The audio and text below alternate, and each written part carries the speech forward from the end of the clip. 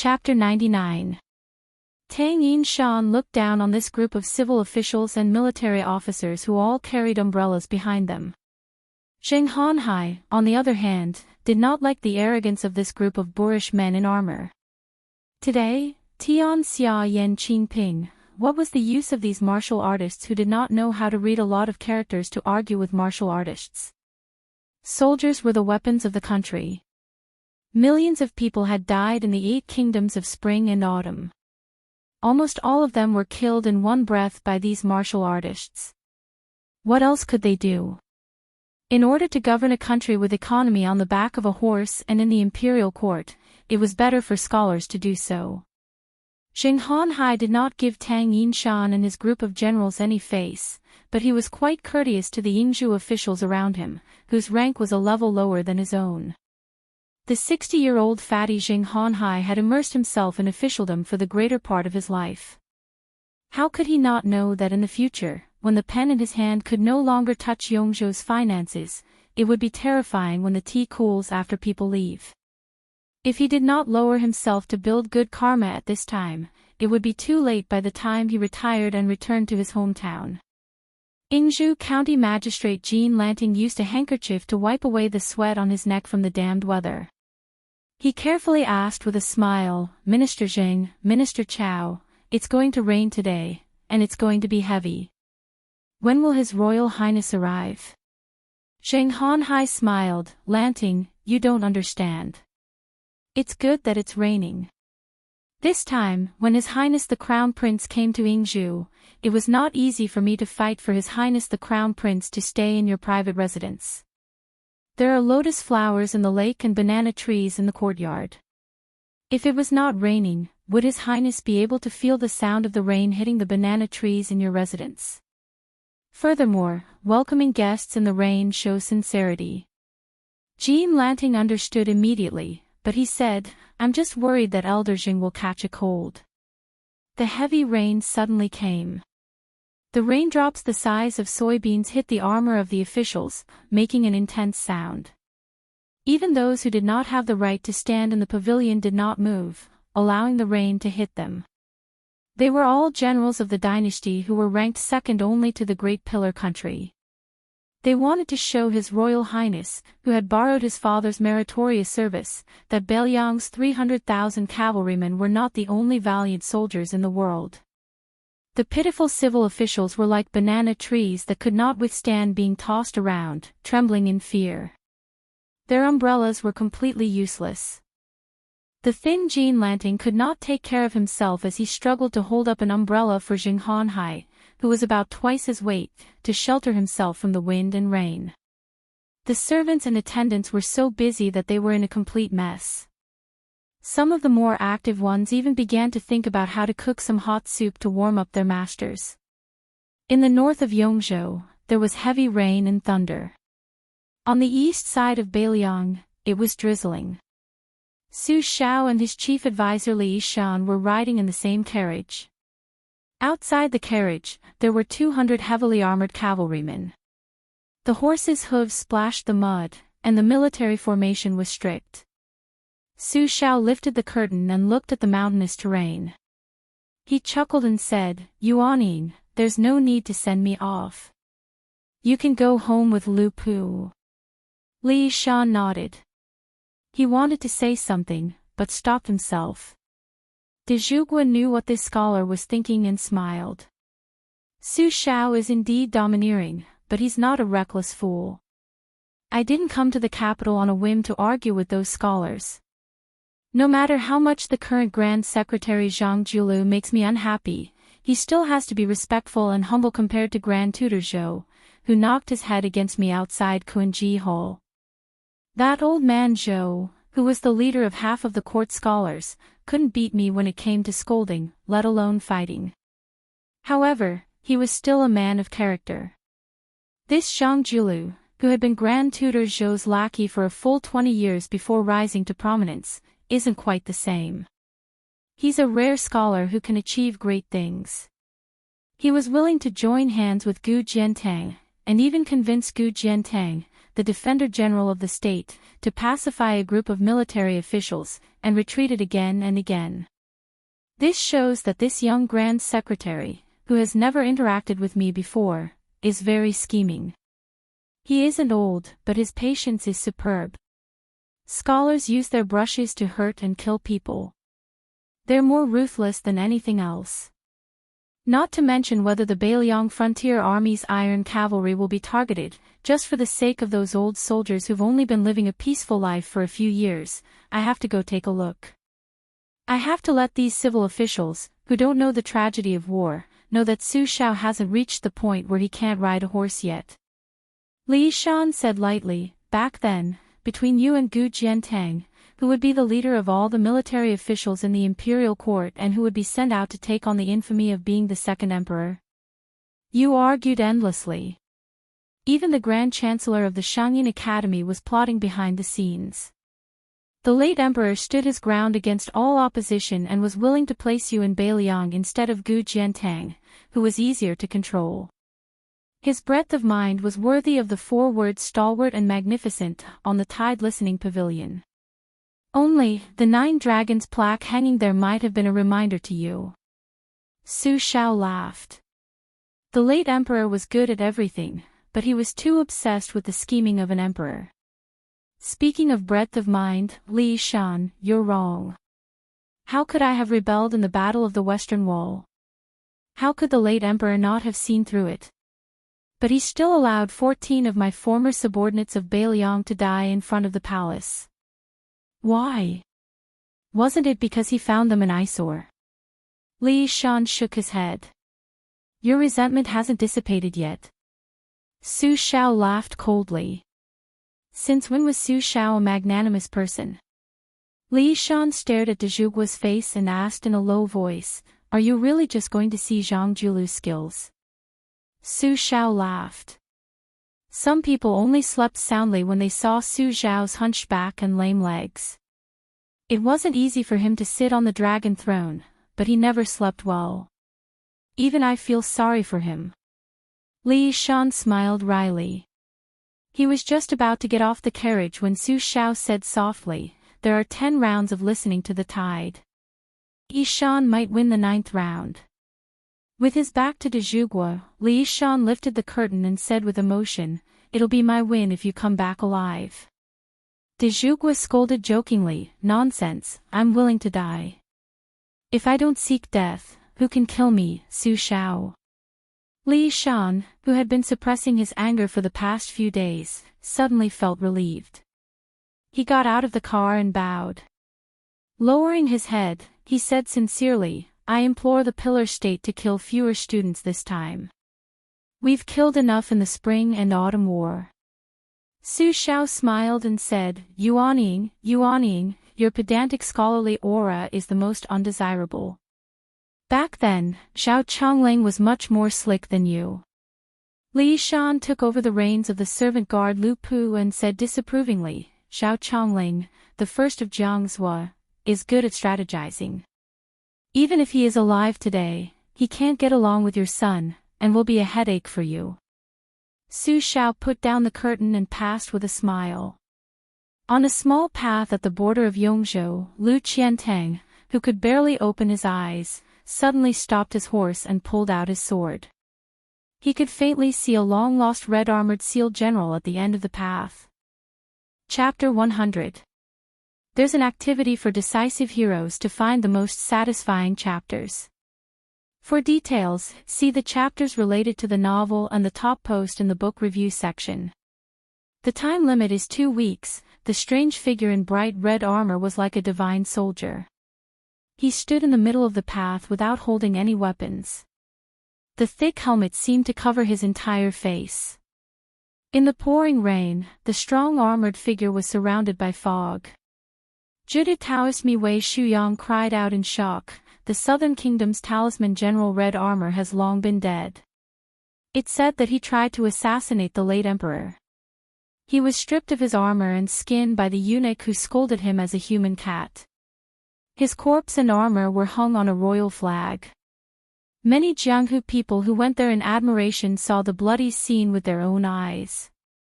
That bright red armor was unique in the world, and it was confirmed by Chao Guanzi. It can't be faked. What's up with this red armor figure?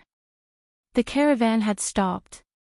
Xu Xiao and Yang Qingfeng rode their horses to Lu Qiantang's side, looking nervous.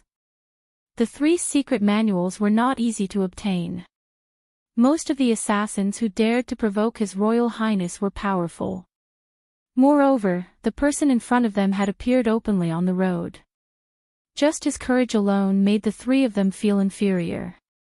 The ups and downs of the political world were a test of one's ability to observe people's expressions. In Jianghu, one had to observe each other's temperament. The biggest taboo was to make a mistake. Otherwise, no matter how powerful one was, there would be a day when they would fail miserably. Didn't the sword god Li Chungang, a peerless master in the mystic understanding realm, lose to Wang Xianji, who was just a newborn calf at that time? To be more specific, Wu Luding, the young swordsman who appeared in the Wu family's sword tomb, never said who he was or where he came from. He only headed south, killing with his sword. Those who died to his one-handed withered sword were unlucky people who often got their shoes wet while walking by the river. Su Fengnian was not anxious. He only stared at the talisman general red armor figure with wide eyes. He asked with interest, "Grandpa Wei, what is this talisman general red armor figure? Does it look extra ferocious just by wearing red armor? Then I'll have to get one to wear." 9 bushels old Taoist me smiled bitterly. "Your Highness, this isn't something you can wear casually." Back then, the origins of the red armor were unknown. There were only some rumors saying that it was an ancient armor from the Taoist master manor of Mount Longhu. Mount Longhu had been passed down for a few generations, and a few Taoist masters had drawn talismans on it. It was probably a Taoist immortal weapon used to suppress evil spirits. However, it somehow ended up in the Jianghu. First, it was obtained by the heavenly secret sect of the Shangyin Academy. After doing all sorts of strange things to it, Mount Longhu almost fought with the Shangyin Academy because of it. When it reappeared in the Jianghu, it was draped over the body of the red-armored man, making it invulnerable to weapons and invulnerable to fire and water. However, the armored man was like a walking corpse. Dying in the hands of the great official Han Xingxian was not necessarily a kind of release. The talisman red-armored man in front of us seems to be slightly different from the rumors. He waved his hand to reject Bluebird's offer of an umbrella and called the 6-year phoenix to his arm. At this moment, Su Fengnian, who was drenched like a drowned rat, was still in the mood to tease the green and white one. He jokingly said, "Perhaps they are the children of the talisman general red-armored man from back then. Since the older one is a talisman general, then let's call the younger one a talisman soldier. Grandpa Wei, what do you think?" Wei Shuyang's 3 strands of white beard had turned into 3 small braids after being soaked in water. When he reached out to touch it again, he naturally couldn't feel the demeanor of an immortal anymore. He awkwardly withdrew his hand and slowly said, "Your Highness's way of saying things is really unconstrained." Su Fengnian smiled mischievously and said, "Grandpa Wei, your flattery is really something." The old man and the young man laughed heartily, subtly dispelling the monstrous killing intent at the end of the path. Su Fengnian narrowed his eyes and said softly, "Lu Qiantang's red cloud sword, Xu Xiu's embracing simplicity spell, and Yang Qingfeng's art of controlling ghosts. I want to see if these 3 people are qualified to make it to the martial emperor city alive." The old Taoist seemed to have not heard this ruthless sentence. He rode forward on his horse and was a dozen steps away from the carriage. With a shake of his sleeves, the rein above his head bounced away as if it had hit an iron plate. Lu Qiantang pulled out his sword and stopped the horse. After waiting for Xu Xiu and Yang Qingfeng to catch up, he spurred his horse and rushed forward. From the moment he picked up the crouching dragon mound sword controlling technique on the 5th floor of the Tide Listening Pavilion, he knew that he would have to risk his life today. It was just that it was much earlier than expected, but so what? If one wanted to learn how to control a sword, one had to use a strong opponent as a whetstone to sharpen one's sword heart to an incomparably pure level. Only then could one have a chance to obtain the essence of swordsmanship. As the old god of swords Li Chungang said, "Open your mouth and spit out a magnificent sword aura, slashing out a vast field of stars." There were more than 100,000 young wanderers in the world who wanted to learn swordsmanship. Who didn't want to slash out with a sword that even ghosts, immortals, and Buddhas couldn't match? Lu Qiantang's figure was already very tall and sturdy, and the horse he was riding was even more rare. For a moment, the small path was trampled by the horse's hooves, causing mud to splash everywhere. One man and one horse were unstoppable. Perhaps because the swordsman Lv Qiantang had aroused his killing intent, even Xu Xiong, who only knew how to moan on the bed, gave a heavy snort. Amidst the muffled sound of the heavy rain hitting the small path, it was particularly ear-piercing. Young Qingfeng, who didn't need to hold the reins, could still control the horse's running speed to perfection. She slowly bent down and placed her snow-white hands on the horse's neck. The empty-handed red-armored men of the southern kingdom stood still and let the 3 people and 3 horses charge forward. Through the dense curtain of rain, Lu Qiantang could almost see the cloud seal Sanskrit on the red armor. It was actually written in both Buddhism and Taoism. With just a glance, he felt the qi in his chest stagnate. Suppressing the distracting thoughts in his mind, he let out an angry roar and spat out the murky air in his heart.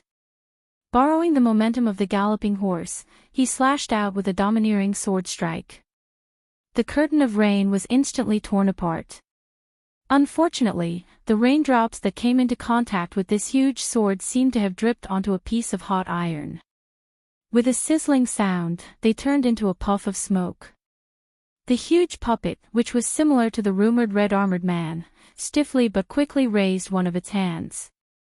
Its 5 fingers, which were wrapped in red armor like its face, opened up and tried to grasp Lu Qiantang's sword strike that contained the essence, energy, spirit, and will of the most powerful sword strike in his life. As the red cloud sword and the red-armored man's 5 fingers brushed past each other, a series of sparks flew out. The red-armored man failed to grasp the sword, and Lu Qiantang, who was already famous in the southern Tang country at the age of 30, also failed to grasp the sword strike. Lu Qiantang took full advantage of the time and place to slash out this sword strike, but the red-armored man only stood still and gently raised his hand to resolve everything. Xu Xiu was surprised to see that young Qingfeng had sped up and rushed out. She actually wanted to use the horse to violently collide with the red-armored man. In the blink of an eye, Lu Qiantang and the red-armored man exchanged blows. Chapter 101. Young Qingfeng, who had her hands on the horse's neck, suddenly jumped up. The horse, whose eyes were filled with blood, charged at the red-armored man as if it had gone mad. First, there was a loud boom. Then, even Su Fingnian, who was far away, heard the sound of bones breaking inch by inch, as if the horse had crashed into a mountain. The red-armored man didn't move an inch. The horse's head and neck had been broken, and it had died in front of him. Xu Xiu didn't care how powerful the red-armored man was, and she couldn't care less about the fear in her heart. She dismounted from the horse and leaped forward like a rabbit. She placed her white palms on the armor on the monster's chest and suddenly exerted her strength. With her and the monster as the center, countless raindrops exploded in the air. Xu Xiu's strength was, after all, vigorous internal energy. The red-armored man finally swayed a little. No matter if it moved an inch or a foot, as long as it moved, even if it didn't fall down, it was still 1,000,000 times better than not moving at all. Xu Xiu's attack hit its target, and she used the force to bounce back. Her feet drew a straight line in the mud, and the hem of her skirt was covered in mud. Lu Qiantang, who was behind the red-armored man, continued to charge forward with his horse. He fiercely pulled the reins, raised the horse's hooves, and stomped heavily on the ground, creating 2 holes in the muddy road. Lu Qiantang turned his horse around and took a deep breath. His expression was incomparably solemn. Young Qingfeng, who had floated between Lu Qiantang and the red-armored man, was still expressionless. However, her hands were even paler, and the veins on the back of her hands were almost visible. The number of veins on her hands was much denser than that of a normal person's. The three of them working together only managed to make this strange armored man sway a little. Wei Shuyang muttered to himself, "Fortunately, we can confirm that this isn't the red-armored man from the four great grandmasters. Could it be that His Royal Highness was right, and it's just an imitation?" Su Fengnian shouted, "Grandpa Wei, go and stop Ningame and the Phoenix Battalion. Leave this to the three of them." The old Taoist priest, who was about to lend a hand, was stunned for a moment before he left. Su Fengnian lightly squeezed the horse's belly and came to the side of the carriage. Blue Bird, who was driving the carriage, held a delicate oil paper umbrella. It was the only graceful scene in this murderous, muddy path. Su Fengnian clicked his tongue and said, "As expected, only a battle to the death can reveal the true colors of an expert. Lu Qiantang's sword move is really at the peak of sword moves. Yang Qingfeng's trick only looks good, but it's nothing special. I really underestimated that woman Xu Xiu." Blue Bird nodded and asked a very important question, "Your Highness, is there only one armored person? If the Phoenix Battalion doesn't come, wouldn't it be inappropriate?" Su Fengnian smiled and said, "How could there only be one talisman general red-armored puppet? Maybe there's a second or third one hiding in the dense forest. Maybe there are 4 or 5 of them altogether. Because I calculated that 2 red-armored puppets can easily get rid of Lu Qiantang and the other 2, and 1 red-armored puppet can get rid of 100 Phoenix Battalion. Even with the halberd Ningame holding the line, both sides will probably suffer. If another one comes, wouldn't we have to personally go into battle? The person in the carriage is a top secret. Even I don't know his identity. No matter how resourceful the red-armored puppet's master is, he wouldn't be able to guess it.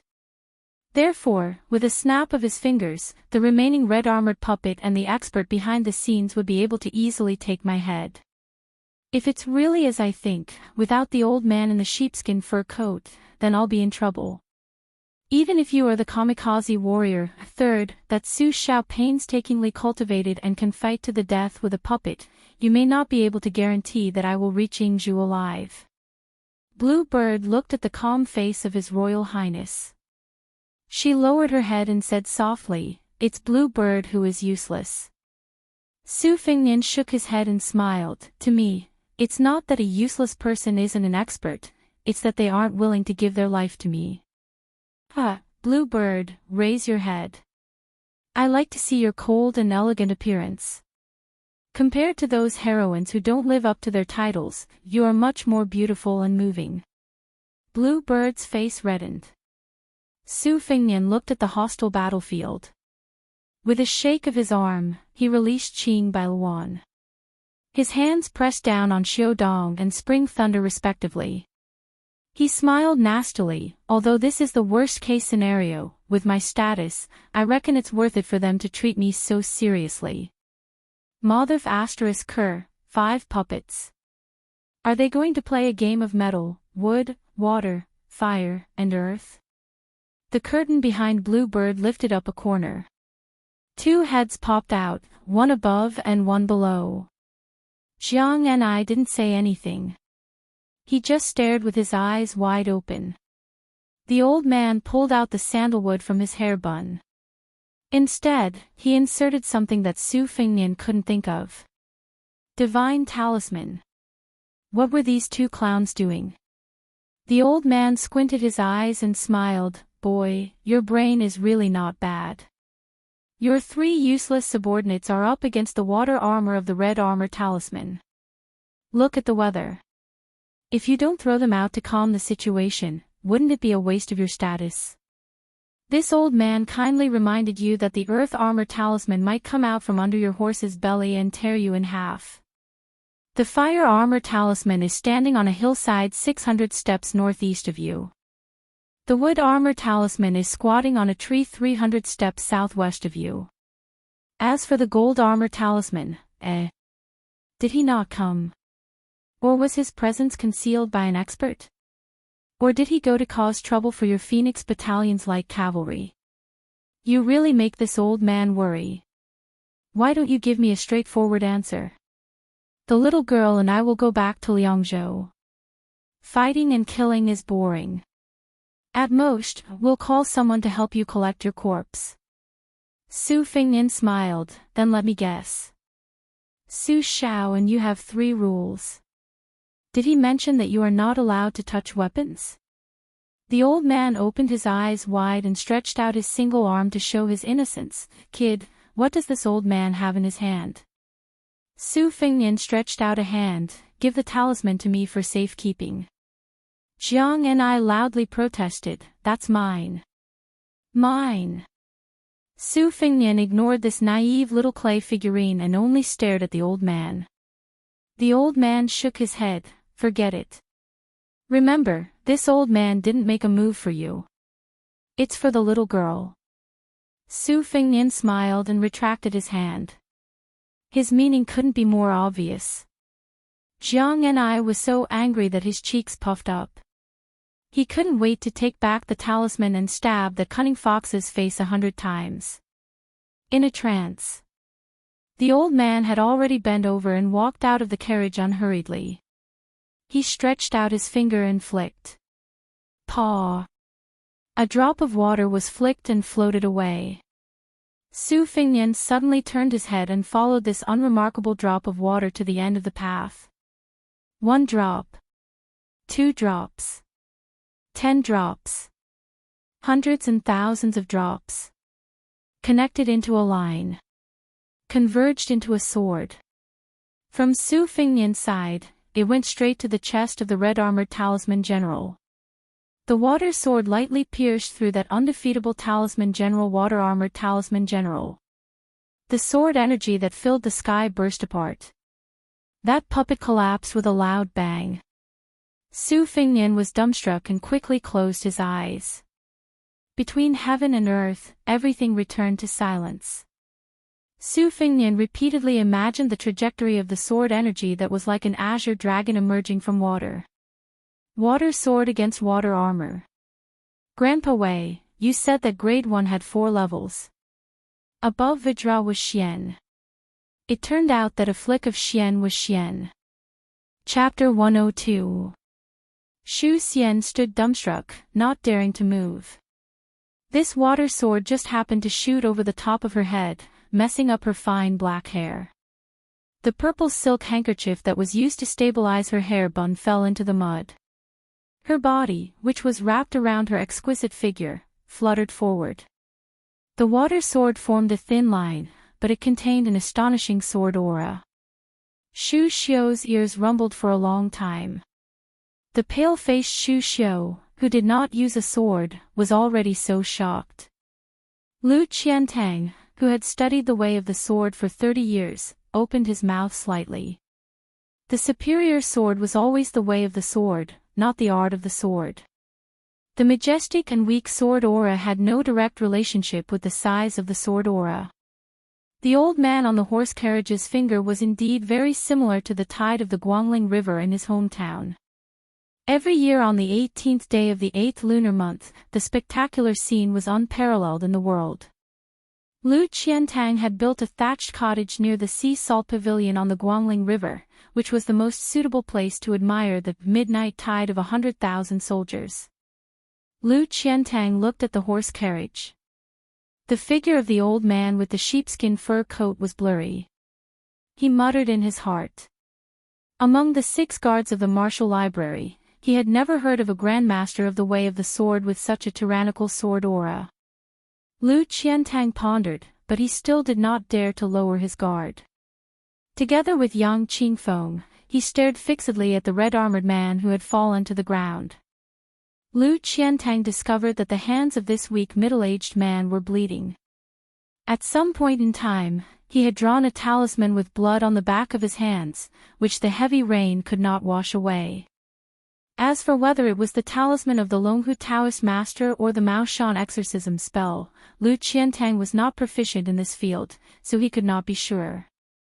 Yang Qingfeng squatted on the ground, his 10 fingers digging into the mud. The mud immediately began to churn. What was even more surprising was that more than 10 silver-white mole crickets broke out of Yang Qingfeng's withered flesh. Su Fingnian frowned and asked, "Is this water armor dead?" The old man with a divine talisman pinned on his hair bun took the oil paper umbrella from Bluebird's hands and sneered, "It's easier said than done. Although these 5 red talisman armors are much weaker than Yi Hongting's yellow and purple fate armor, how can they be killed with just a finger?" Back then, when Yi Hongting fought against enemies in the Vajra realm, she would always be pestered to death for a few days and nights. Unless she was stripped of her armor and skin like Han Xingxian, no matter how severely she was injured or killed, Yi Hongting wouldn't feel any pain or itch. Condensing yellow and purple fate into armor is a great creation divine art. Now that the red armor is made according to the 5 elements, the 5 elements talisman will gather the red armor, and that will be the beginning of the show. Since this old man has made a move, he doesn't mind helping the Buddha to the west. No matter how difficult it is to deal with him, he is still not as disgusting as Yi Hongting. Found it. The old man looked towards the east. Bluebird's figure shot out.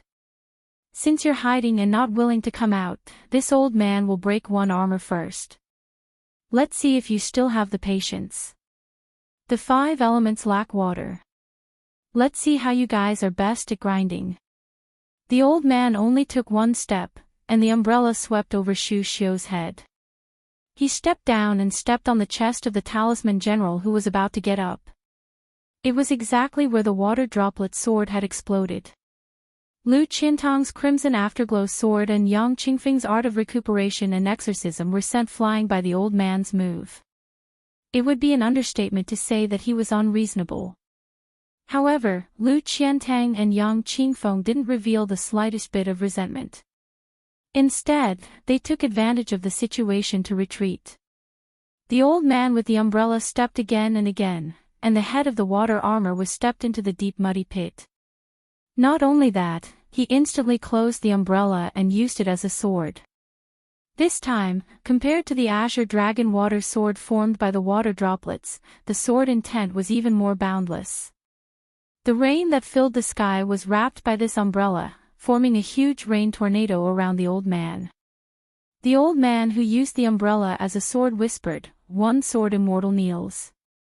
The umbrella and the tornado pierced the head of the talisman general like the Milky Way. The pouring rain on the small path suddenly stopped. The raindrops didn't fall, but instead bounced back up, as if someone had used human strength to go against the heavenly Tao and forcefully stopped it. A soft slap sounded. The old man opened the oil paper umbrella again, and slowly walked back to the carriage. Bluebird lightly returned, shook her head and said, "The enemy retreated." Su Fingnian, who was sitting on the horse, still closed his eyes and concentrated. This should be a sword that only the land immortals can use, right? It was indeed correct that he didn't practice the sword first when he practiced the saber. If he had learned the sword earlier, and then witnessed today's finger and Xian swords, he would definitely have been traumatized and couldn't get rid of it. Although there was still a gap between him and the sword heart, sword chi, and sword intent, he probably wouldn't have the courage and confidence to use the sword again. In the battle between the saber and the sword, if one were to talk about the number of first-class masters, the 2 sides were about the same. But if one were to talk about the small group of people at the top, if one were to pick out a single person to fight, the Grand Master of the sword would firmly suppress the Master of the saber. Especially the immortals who were known as the sword god in the past generations in Jianghu. Which one of them wasn't a master who had almost reached the peak of martial arts? In the previous generation, Li Chungang was invincible with his wooden horse ox. In this generation, the number 1 swordsman, Dong Tai, even fooled around with a peach blossom, and no one dared to fight with him. Chao Guanzi, who was arrogant and domineering, also claimed that he was worthy of being above the 8 of them, but he was ashamed to be right behind Dong Tai. These words drew a clear line between Wang Xianji and Dong Tai and the other 8 masters, including Chao Guanzi. No matter how Wang Xianji was, the people of Jianghu had long regarded her as a person of the immortal realm in Tiange, but she was just a weirdo that appeared once in 500 years. Dong Tai was different, after all, he was tainted with some people's aura. The peach blossom sword god was a legend that even people in the palace missed. Su Fingnian asked softly, "The water armor is dead. The person behind the scenes has retreated." The old man, who had shown off 2 moves without using a sword, was very arrogant. He ignored His Royal Highness and only smiled at Jiang and I, who actually did not see anything clearly. He asked, "Little girl, this old man still has some courage left, right?" Jiang and I only vaguely saw the torrential rain tornado, but she was a little far away. In addition, the layman only knew how to watch the show, so her degree of shock was far less than Lu Qiantang, Xu Xiu, and the others. Moreover, she was someone who had seen the world. In the past, Bai Hu Er's face was much more beautiful when she used 2 blades to sweep the wind and snow.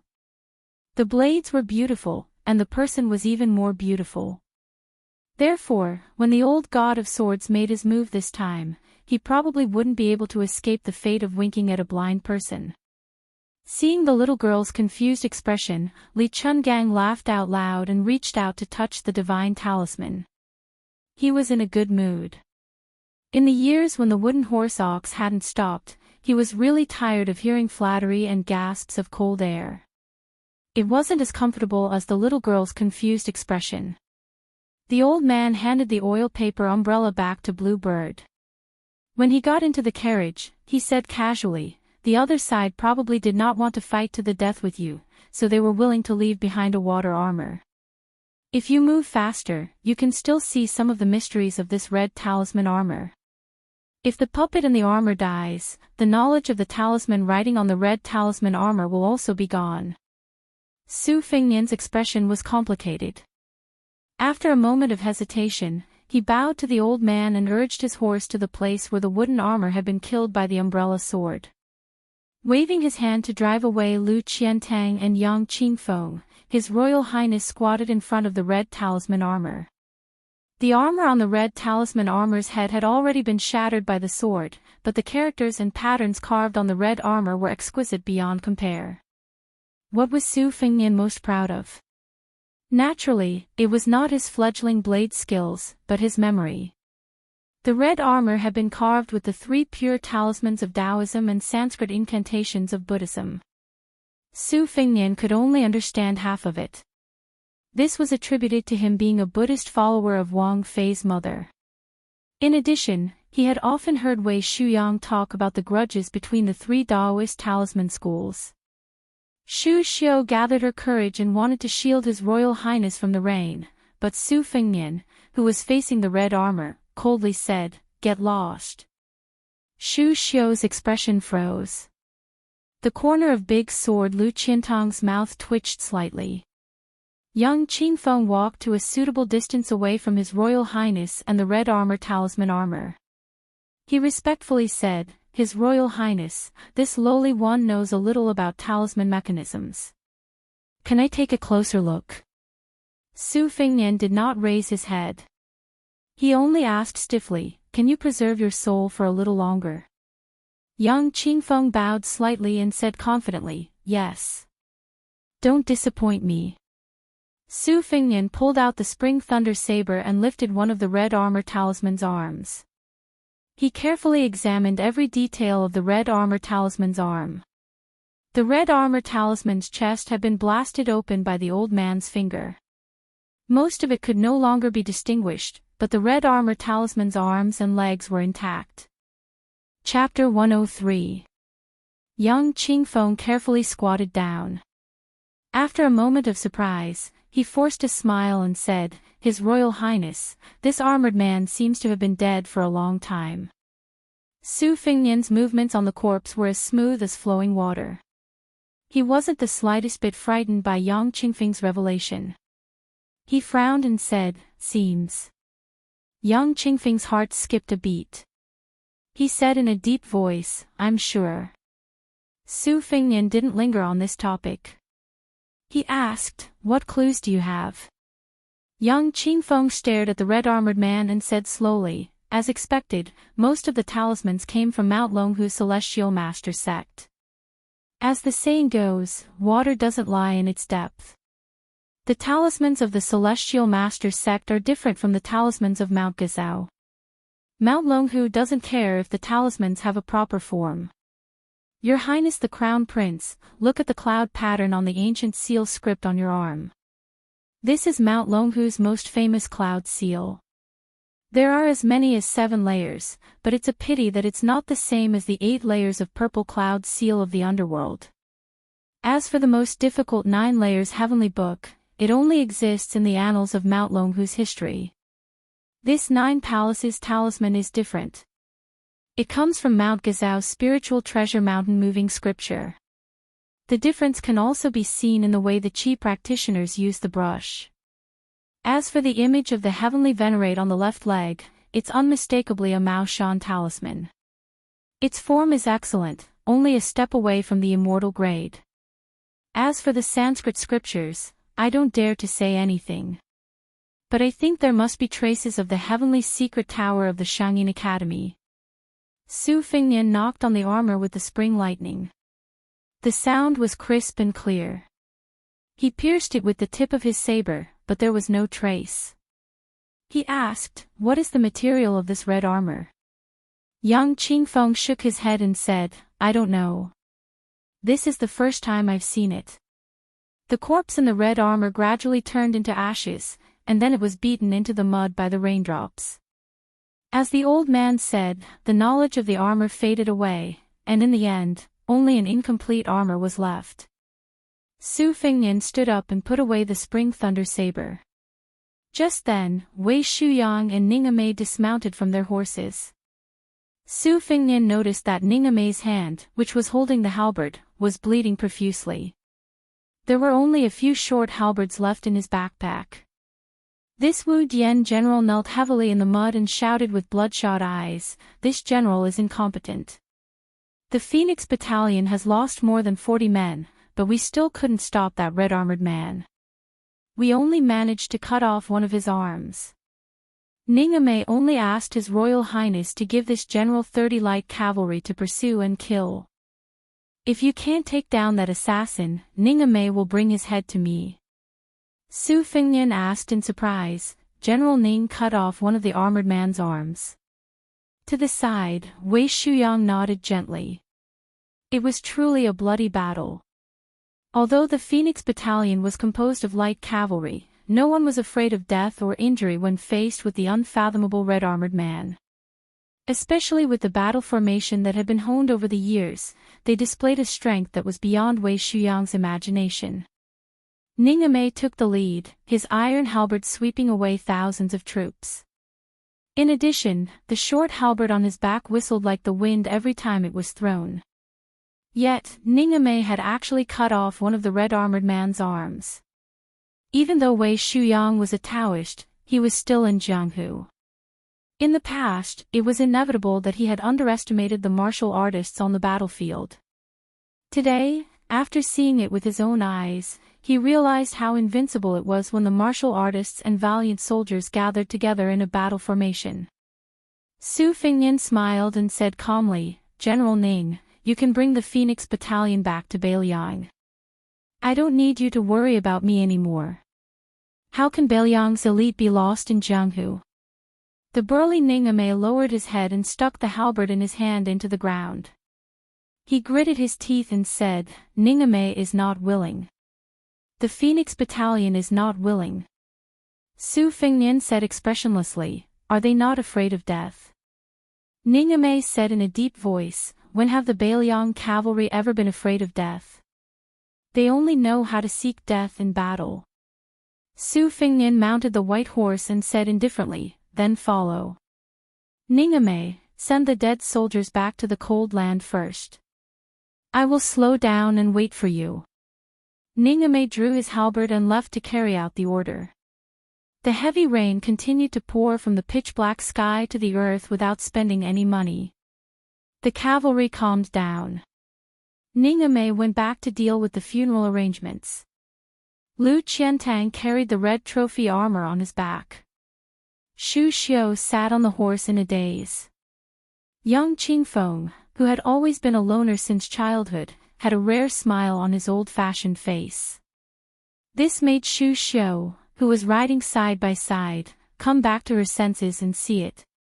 When she saw it, she felt more and more depressed. Su Fengnian said self-deprecatingly, "The Phoenix Battalion, for whom are they seeking death?"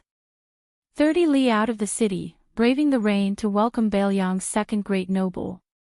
The officials of the Yingyu Battalion, in their anxiety and fear, only waited until the courier sent a message that made them look at each other in dismay.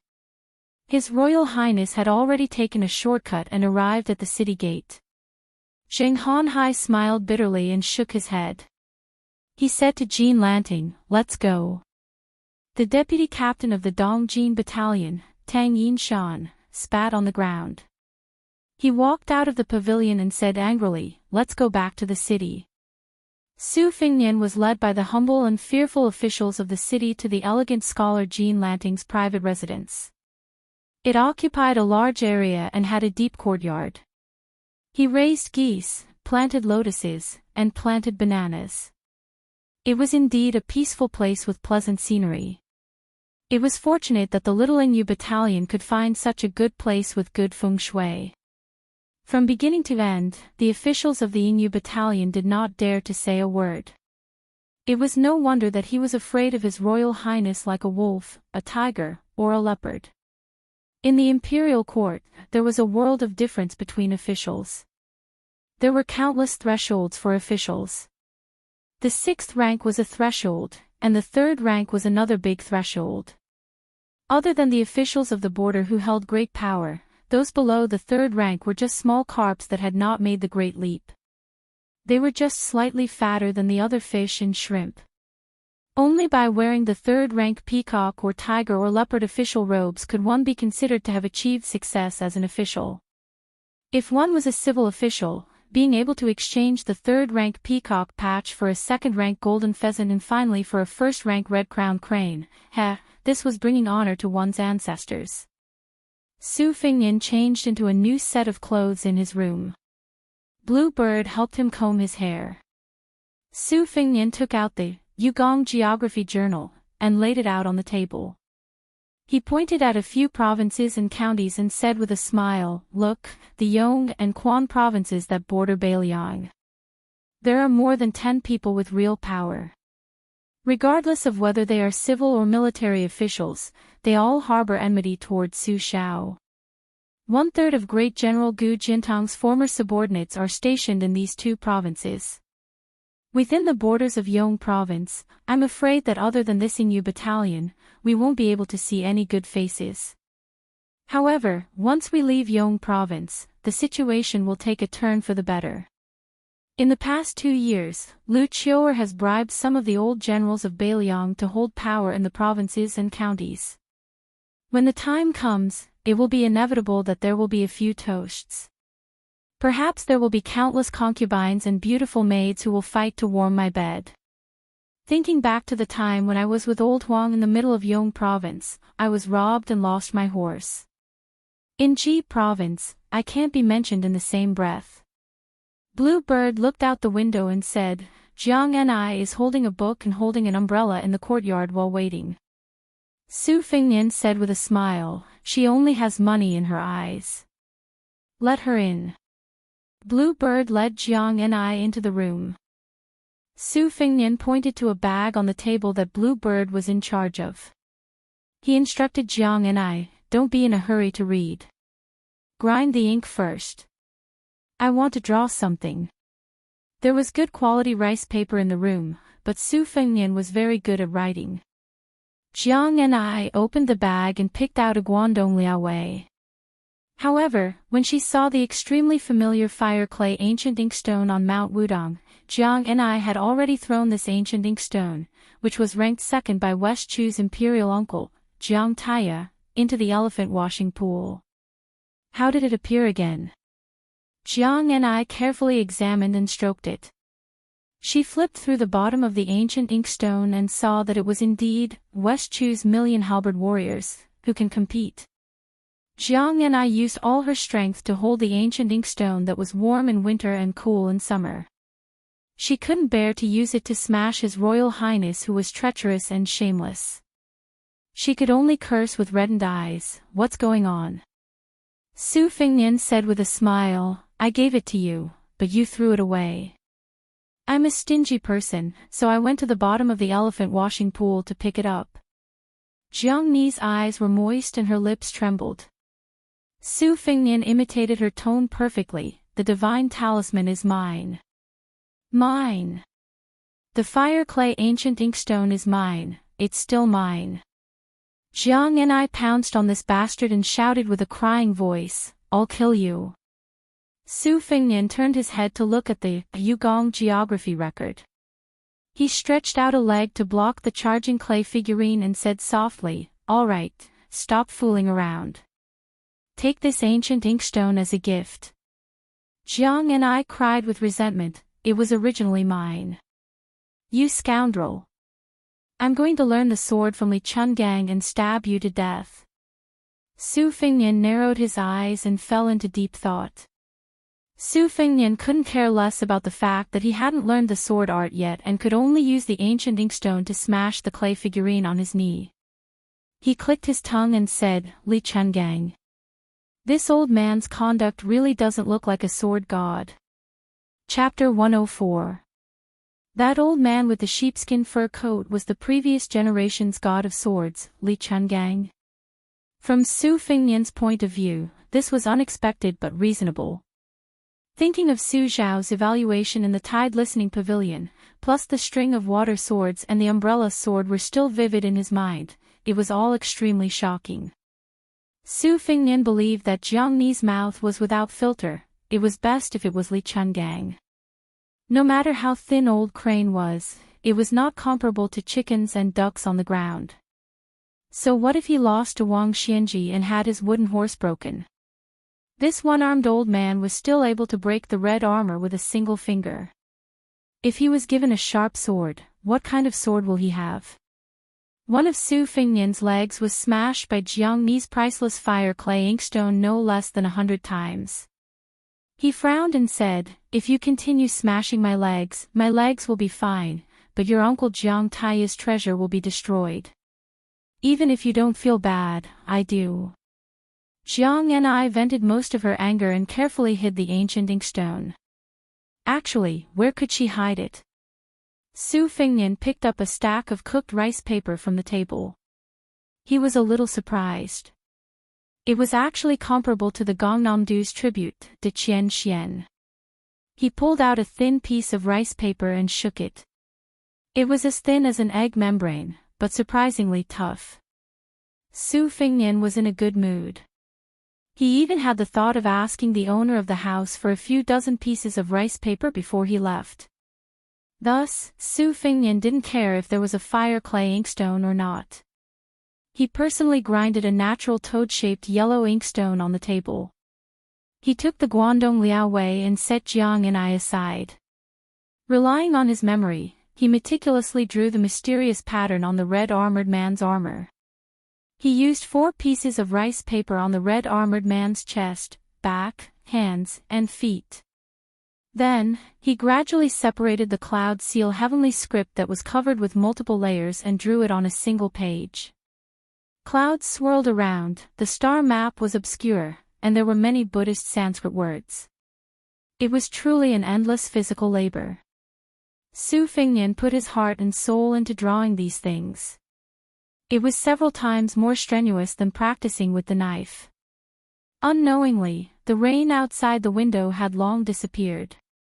Su Fengnian rubbed his eyes. His hands were covered in ink. Blue Bird gently walked into the room and handed over a hot towel. Su Fengnian wiped his face and hands. He looked tired. This work was too tiring. He was afraid that a single stroke would make a mistake. Blue Bird faintly said, Your Highness, those people outside the courtyard have been chased away by this servant. Su Fengnian let out a long breath. One of his hands subconsciously stroked the embroidered winter saber that was close at hand. He gently nodded and said, I'm busy right now. How can I have the mood to talk nonsense with them? If I think of something and don't have time to write it down, they might lose their official positions and jobs on the same day. Blue Bird, go and find out who the owner of this house is. Just by looking at it, the calligraphy, paintings, bronzes, steels, and name papers are not small. It's not something that can be displayed by an ordinary wealthy family.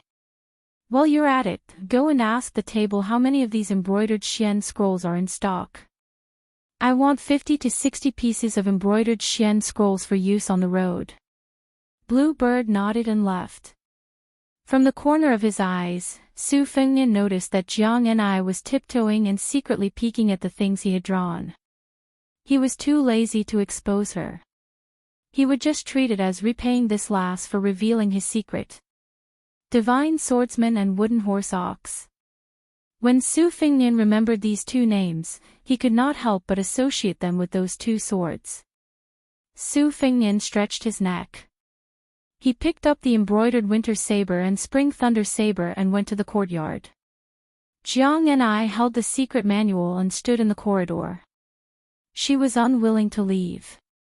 1 copper coin per word. Today, she had earned a few taels less than usual. Su Fengnian concentrated and took out the spring thunder saber. He imitated the old divine swordsman's posture of holding an umbrella and stabbed the saber into the ground. However, he only stabbed the spring thunder saber into the stone slab. There was no sword intent to speak of. Su Fengnian stabbed it more than 10 times in succession. He could not do anything. He squatted on the ground and did not make a sound. The pattern on the talisman General Hong Jiao could be copied, but secretly learning the sword intent was as difficult as ascending to the heavens. It was a pity that Jiang Ni, who was full of a sense of justice, did not become a heroine. She angrily said, so shameless. Secretly learning from others. Su Fengnian closed his eyes and slowed down his movements. He was extremely slow. He was so slow that he could feel the qi in his body condensing in his right arm. He could even feel the slight trembling of his muscles. He then merged with the saber and finally concentrated at the tip of the saber. On Mount Wudong, when the ox-riding man taught him the unknown drawing circle fist technique, the first step was to break down the movements as light as the clouds and flowing like water.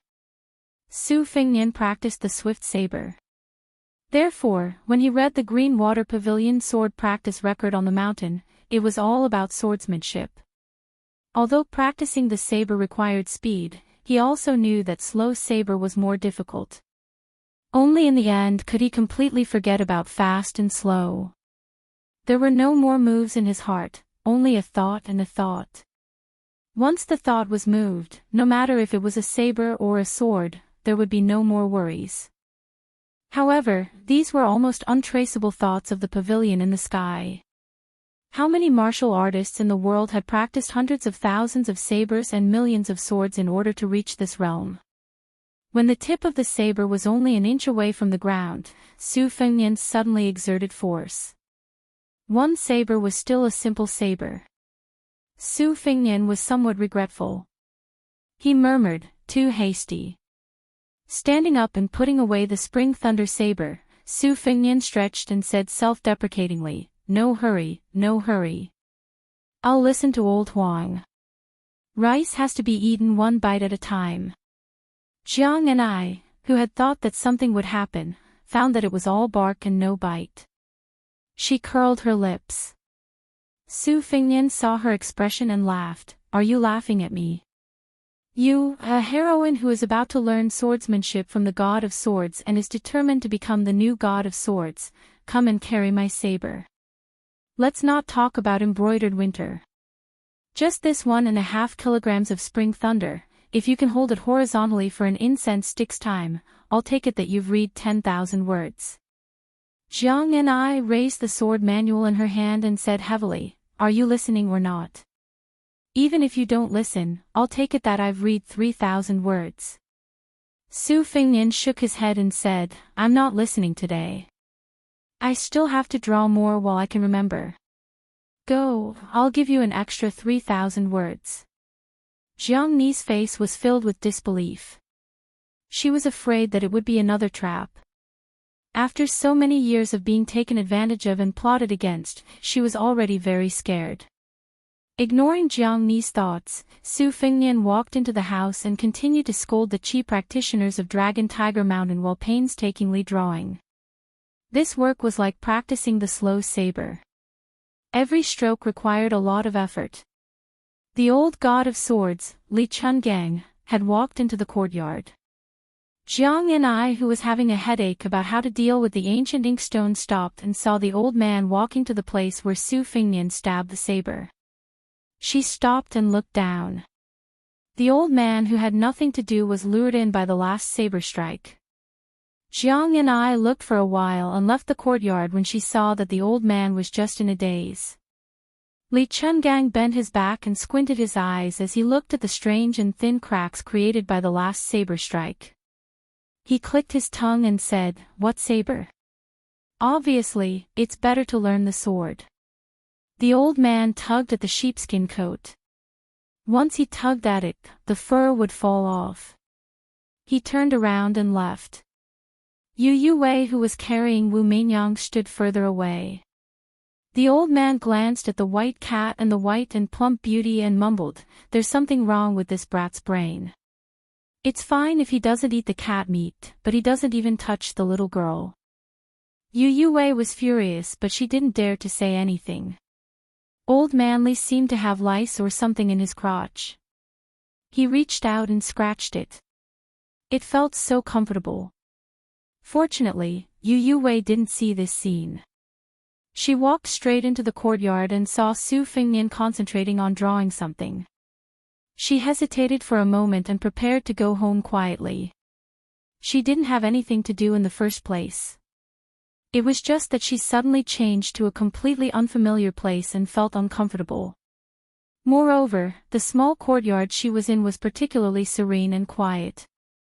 There were dozens of green bamboos planted in the courtyard.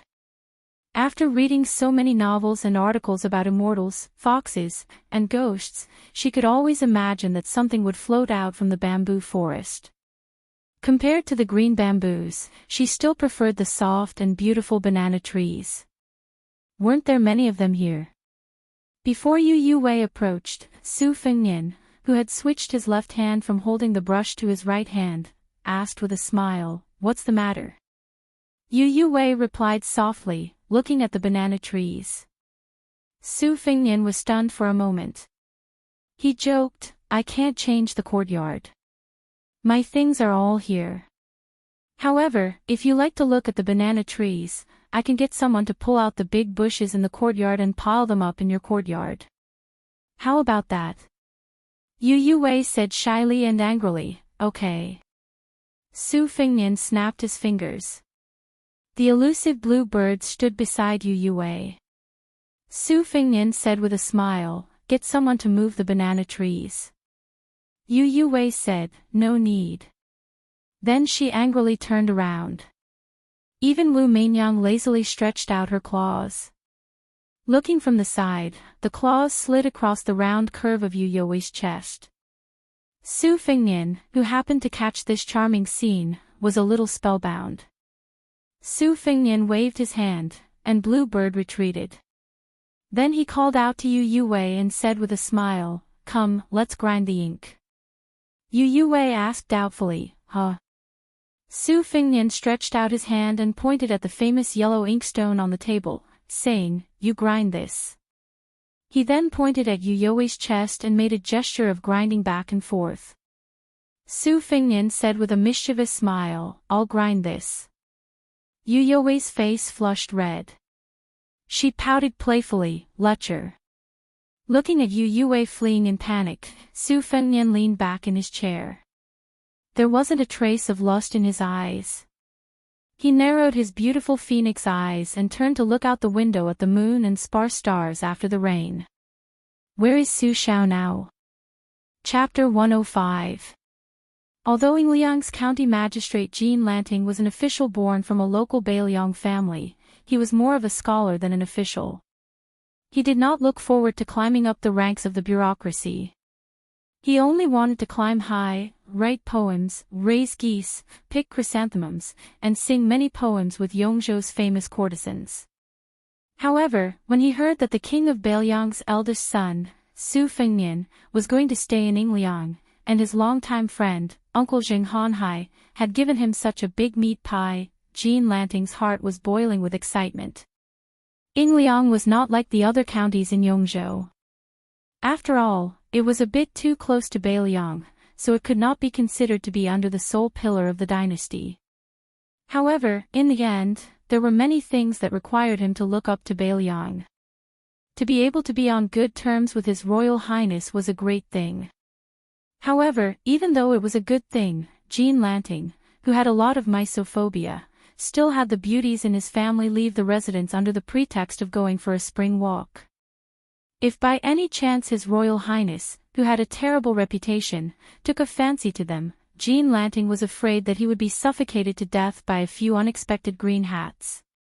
After arranging and cleaning the residence to perfection, Jean Lanting happily went 30 li outside the city to welcome the guests. However, a heavy rain doused Jean Lanting's fiery heart with ice-cold water. The group of people did not even see the shadow of His Royal Highness.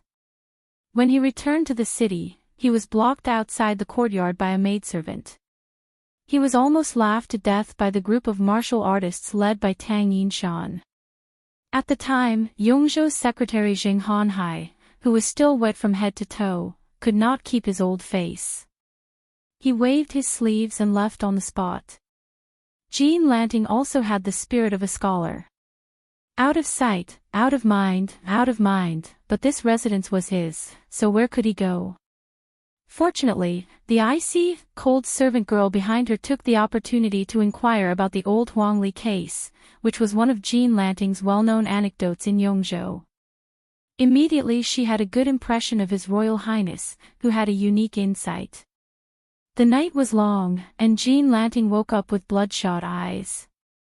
However, the steward of the residence came early in the morning to complain that the oldest and strongest peach trees in the backyard had been chopped down. His Royal Highness servant girl said that the peach trees were of the best quality and wanted to use them to make a few peachwood swords. Jean Lanting, who was putting on his clothes, gritted his teeth and endured it, telling the steward to not get involved in this matter. However, without waiting for Jean Lanting to swallow his resentment, a small steward who specialized in raising white geese came howling in grief and sobbing. He complained to Jean Lanting about His Royal Highness' evil deeds of killing geese to roast meat.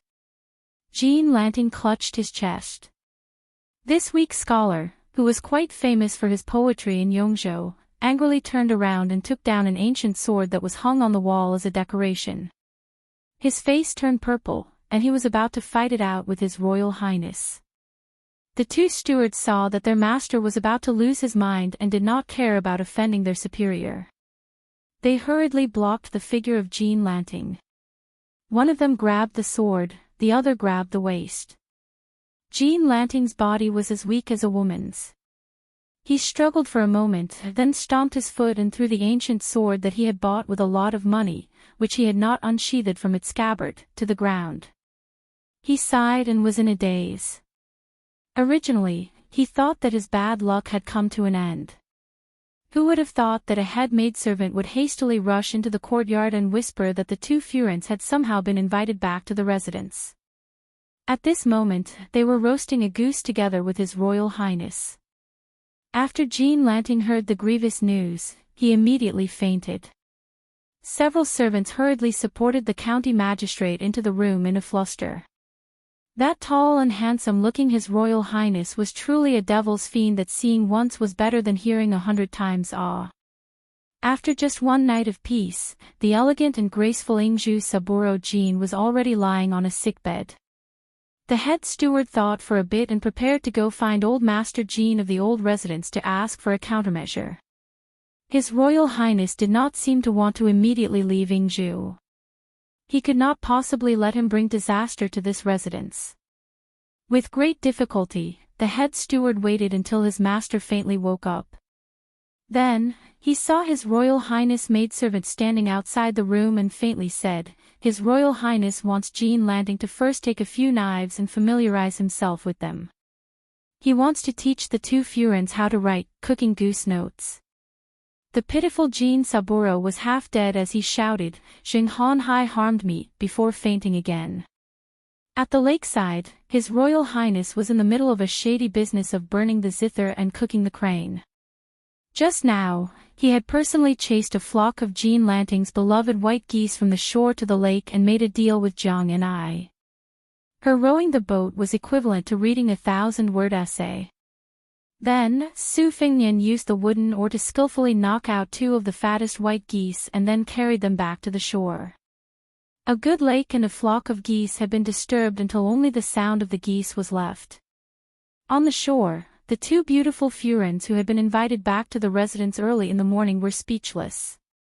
One of them was slightly older and had the charm of a young married woman. She was a woman from a noble family in Yongzhou. The other had just entered the residence not long ago and was in the prime of her youth. Although she was young, her figure was slender where it should be and straight where it should be. She was a green and lovely person. Her identity and background were difficult to fathom. It was just that she was an unruly and romantic scholar. Within the dynasty, she had always been the talk of the peddlers and soldiers. A talented scholar and a beautiful woman. Even if another 1,000 years passed, it would still be a good thing. Which great literary master did not have a few close female confidants who could warm his bed and raise his face outside? Studying, being able to read 1,000 grains of rice and being able to read a jade-like beauty in bed was true ability. Unfortunately, these words were made up by His Royal Highness, who was roasting the goose, and could not be taken seriously. Su Fingnian was able to easily roast fish and roast sweet potatoes, let alone roast the goose that the two Furens were dumbfounded by. Other than ruining the white geese that this group of refined scholars liked to rear, he had someone lead Grandpa Wei to the peach orchard early in the morning to find good peach wood. It seemed that he was deliberately trying to make Jean San Lang's bootlicking go wrong. Blue Bird brought over a few pieces of cooked rice paper. Su Fingnian handed the roast goose job to Jiang and I, allowing her to earn a few dozen copper coins. She took out a piece of rice paper and wiped her hands. Seeing this, the two Furens felt a burst of heartache. Jean San Lang was not stingy with money, but he was infatuated with these elegant things. The person in front of them was too different. Su Fingnian looked at the slightly older Furen, whose breasts and buttocks were naturally slightly larger. He smiled and asked, "What is the background of this Shu Xian? I have never seen it before, but it is very smooth to use." "Furen, tell this Shitzi about it." Replying to His Royal Highness, "This rice paper is called Lanting Xian. This humble concubine's husband personally went to Western Shu to pick out some sandalwood paper and gave it to a local household that had been making paper for generations. At first, they followed the ancient method and the paper was not heavy. My husband continuously improved it and added hemp into the pure bamboo pulp. Only then did this Lanting Xian printed with the words Lanting produced by Lanting appear. It is as white as snow and as soft as cotton. Nowadays, the scholars of Yongzhou all love this rice paper. Even the prefecture overseer praises it for being as soft as silk. A young woman was a young woman after all. Her courage was much greater than the young Furen. Although the woman was older and lacked the natural freshness and liveliness, the taste was like old wine. After being trained by a man, it was brewed bit by bit and had a special charm. Su Fingnian narrowed his eyes and said, "Furen, is it really as white as snow and as soft as cotton? Isn't it? If His Royal Highness doesn't believe me, you'll know after you try it." The young woman appeared to be alarmed. She deliberately turned her head to avoid looking at Su Fingnian. She gently stared at the cooked rice paper. Her charming eyes were like silk. She did not look like a frightened reaction to being teased at all. Su Fingnian laughed in a low voice and said, "I tried the rice paper last night. Furin's words are not false, but there are some. Why don't you try it tonight? The corners of the young woman's mouth curled up. She remained silent. Everything was understood without words.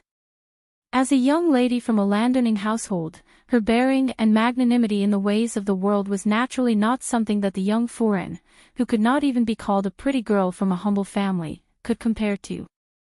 Moreover, the young Furin was too preoccupied with her fear to notice the vulgar and amorous words that Su Fingnian spoke while looking at Lu Furin's chest. The young Furin was only afraid that His Royal Highness would abduct her into the courtyard during the day and do those embarrassing things to her. He was Su Rintu's biological son. As a military officer, he was a prince with a different surname. As a civil official, he had the title of Pillar of the Nation. He had the two most glorious identities of the dynasty. If His Royal Highness really broke the law and committed crimes, what would she do? San Lang must have heard the news long ago, but he had not shown himself. Did that mean he had tacitly agreed? What should she do? The young Furin's heart raced. She stole a glance at the young and handsome His Royal Highness. On his waist hung a pair of beautifully matched blades. His figure was tall and slender.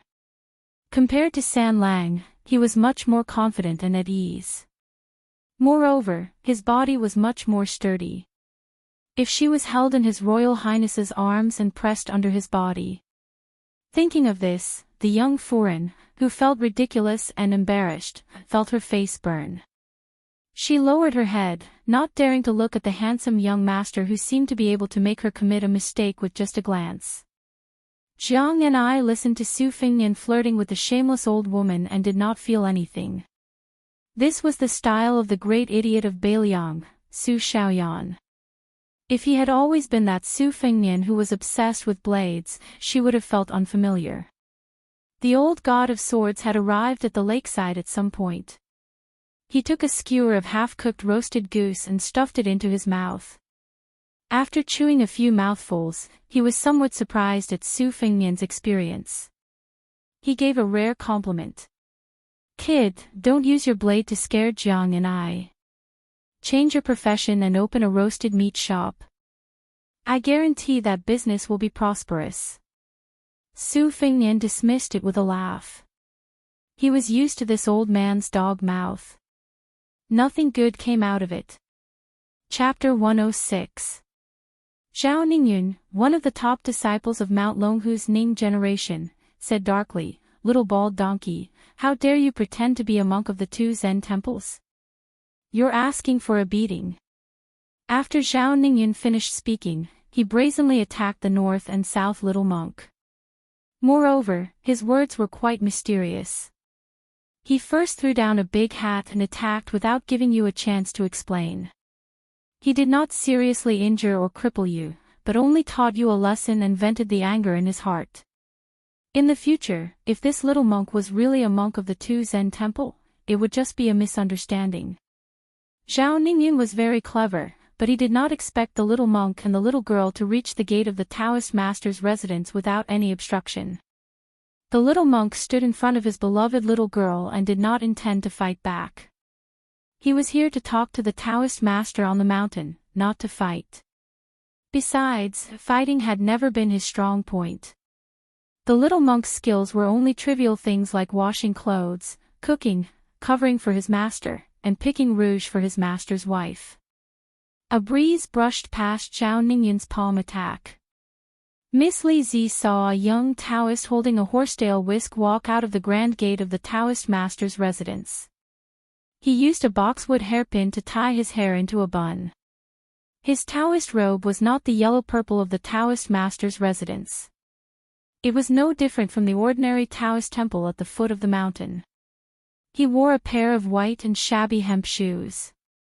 If he did not walk out of the Taoist master's residence in the celestial capital, with his old-fashioned face and shabby attire, even pilgrims would not approach him.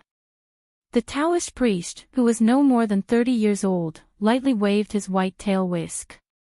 It was the inconspicuous oriole seizing the tail of the 16 styles of Mount Longhu's horsetail whisk. He easily wiped out Zhao Ningyun's attack. On the battlefield, it was best to avoid those brave men with halberds. When it came to Jianghu, if you met a monk or a Taoist who used a horsetail whisk, you should be careful regardless of your age. The horsetail whisk in your hand was extraordinary. This was a warning passed down from generation to generation by the older generation of Jianghu people. The Wudong sect leader Wang Zhonglo broke a river with a finger. Then there was the legend of Mount Longhu where Taoist master Zhao once broke 160 imperial guards with a horsetail whisk. When Zhao Ningyun met the solemn Taoist priest who was a generation older than him, he immediately put on a cheeky smile and lowered his eyelids. "Uncle, I'm just joking with the little monk." The Taoist priest ignored his nephew, Zhao Ningyun. He bowed slightly to the little monk in a light red cassock and said stiffly, "Please follow me." The little monk turned his head to look at the east and west. After getting permission, he took the lead and walked into the Taoist master's residence. After entering the main door, he found that there was another door behind the first one. On the white jade floor, there was a huge 8 trigrams Tai Chi diagram. It was full of the mysteries of heaven, which made people feel reverence. The 2 doors were as imposing as the main door. The dragon and tiger bow their heads to the Taoist master, and the ghost and god admire their virtue. Unfortunately, Su Xiao said that he would press down the dragon and tiger's head at the foot of the mountain. In the eyes of some people, this couplet was suspected of slapping the face of the Taoist master's residence. Inside the second door, there was a bell tower with a hanging bell of 9,999 pounds. After the bell tower, there was a magnificent double-eaved jade emperor hall. It was the tallest and largest among all the Taoist temples and palaces in Longhu Mountain. There was a statue of the Jade Emperor and 12 heavenly monarchs on both sides of the hall.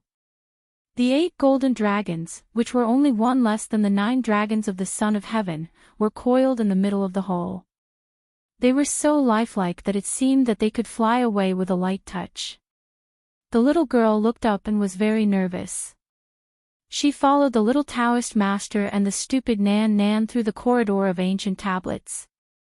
Finally, they came to the third door. If they took another step, they would enter the private inner door of the Taoist master's residence. Only emperors, generals, and ministers of the secular world could have such treatment. However, the Taoist horsetail whisk who was called uncle by Zhao Ningyun did not stop. He led the little girl and the little monk in. There were 10 vermilion words on the wall of the courtyard: unparalleled land of the south, the first house on the left of the river. The little girl saw the horizontal words, immortal capital of the Xiang country, above her head and secretly stuck out her tongue. She did not feel that it was very impressive when she looked outside, but after entering the Taoist master's residence, even she had to admit that it was indeed much more magnificent than her own home. Even if she did not have the happy scene of rowing boats and watching the red carp jump in the Bailiang Palace, alas, those abbot at home who only knew how to eat and drink did not know how to repair the temple. After all, her home was the first holy land of Buddhism. The third door was divided into 3 halls. At the back of the front hall, there was a round green jade stone that could not be held round by 2 hands. It was called the welcoming and sending stone. The Taoist master would stop here to welcome the distinguished guests of the residence. The Taoist master led the 2 to the hall in one breath and let the 2 rare guests sit down. 2 delicate and pretty Taoist children served tea. In the hall, there were portraits of the first 3 generations of Dragon Tiger Mountain. In the middle of the hall was the first generation of the Taoist master's residence, Zhao Lingzuan. He stood with his hands clasped behind his back, looking like a celestial being. There was a couplet hanging on the wall: what is there to be like? Discipline the demons and evils to retreat. To the left and right were the 2nd and 3rd generation of the Taoist master, Zhao Chuyu and Zhao Jiqing. One was sitting with a sword and the other was standing with a horsetail whisk. The Taoist master with the horsetail whisk, who looked very similar to the 3rd generation of the Taoist master, waited for the 2 to sit down and said calmly, "I'll go and ask the Taoist master to come out of seclusion." Come out of seclusion. That meant the Taoist master Pai Gu was in seclusion. No matter how ignorant the young lady was, she was not stupid enough to trouble the Taoist master of the Zhao family to come out of seclusion to welcome guests. She hurriedly waved her hand and blushed slightly. She smiled awkwardly and said, "Taoist master, there's no need to trouble the Taoist master. Let's just drink some tea and then go down the mountain." The Taoist master was probably a stubborn person. He said calmly, "It's fine." Chapter 107. The little monk was the exact opposite of the little girl. He was always muddle-headed when it came to small matters. Every day, he would be scolded as an idiot by the little girl's family of 3. After being a monk for a few years, he had worked like an ox or a horse for a few years. But for some reason, he was magnanimous when it came to important matters. He clasped his hands and said, "This little monk will talk about Zen with you." The Taoist priest smiled for the first time and slowly said, "You know how to talk about Zen, but I don't know how to preach. If you don't mind, I can call Mr. White Lotus out and talk to the master." The little monk respectfully said, "Okay." The little girl's face was taut and she didn't dare to say or laugh. In fact, she was already happy in her heart. Look, although stupid North and South was stupid, he could still hold up his face in some situations. She knew the name of Mr. White Lotus. He was Bai Yu, who was bestowed with a purple robe by the emperor. Years ago, it was this Taoist priest who won the argument on the top of the lotus. When he returned to the temple, he was so angry that he didn't even smile when he saw her. It was a pity that her father only cared about drinking and was punished by her mother to not leave the mountain for a whole year. Otherwise, it was hard to say who would win and who would lose. Stupid North and South couldn't even win an argument. Naturally, he couldn't win an argument with this Mr. White Lotus. But it didn't matter. If he lost, he could find an opportunity to bring Su Fingnian here. Su Fingnian always quarreled with the shrewish village girl. This unknown Taoist priest was much more polite than Zhao Ningyun. He really went to the back hall to call for Mr. White Lotus, who was said to be more arrogant than Mount Longhu. The little girl had just finished a cup of tea when the Taoist priest brought a man in white. Probably because his eyes were damaged from reading too many books, he walked very carefully and habitually narrowed his eyes. His eyes weren't big to begin with, so when he narrowed them, they became a slit. However, he had a very nice and warm smile on his face, which was quite similar to Su Fingnian. The little girl felt comfortable looking at him and immediately felt that this Mr. White Lotus was a good person. Father said that there would always be good people who were better than her and bad people who were worse than her at the foot of the mountain. If she met a good person, she should be polite, but if she met a bad person, she should run away. If that was the case, then the person called Zhao Ningyun outside the Celestial Master's residence was definitely a bad person, and this white Taoist and the one with the horsetail whisk could be considered good people. Therefore, the little girl stood up and respectfully greeted him, calling him Mr. White Lotus. Mr. White Lotus, who was not wearing a Taoist robe, first bowed to the little monk from afar. When he walked a few steps closer, he saw the little girl's face clearly. He smiled and said, "Miss, you look like a blessing to your husband. Whoever becomes your husband in the future will have a great fortune." Ah! The little girl's face instantly turned red. What should he do? As the saying goes, one does not hit a smiling person. This Mr. White Lotus is really too straightforward. He is even more open than she is. The Taoist priest with the horsetail whisk smiled and said helplessly, "Mr. White Lotus, don't scare the little girl." Mr. White Lotus, who wore the carefree bandana on his head, reached out to touch his bandana and felt a little ashamed. He slowly sat down on a purple bamboo chair and turned his head to look at the little monk who was coming to the Taoist master mansion to talk about a Zen. The young monk did not seem to have any intention of debating. All he did was ask curiously, "This place is called Fox Immortal Hall. Is there really a fox immortal?" Mr. White Lotus shook his head and said, "No. The little monk said, "Are there any immortals in Mount Longhu?" Mr. White Lotus laughed and said, "I don't think so." The little monk nodded and said, "Then I have no questions." Mr. White Lotus was not disappointed or angry. He was really good-tempered. The little girl felt that the people at the foot of the mountain were not completely right. Mr. White Lotus was not arrogant at all. He was a very amiable uncle. The little Taoist master of Mount Longhu, who was regarded as an amiable uncle by the little girl, smiled and said, "Drink tea, drink tea." The little girl said softly, "After drinking tea, we will go down the mountain." It was hard to imagine that Mr. White Lotus, who once talked to the emperor in the palace, nodded and said, "I have no sense of direction and my eyes are not good. I won't be seeing you off. When the time comes, I will have to trouble this bad-tempered junior brother Chi to help me bring you back." The little girl finished her tea and left the hall with the little monk. She walked out of the door in one breath. At the bottom of the stairs, she let out a long breath and patted her chest. The little monk touched his bald head. It was all sweaty.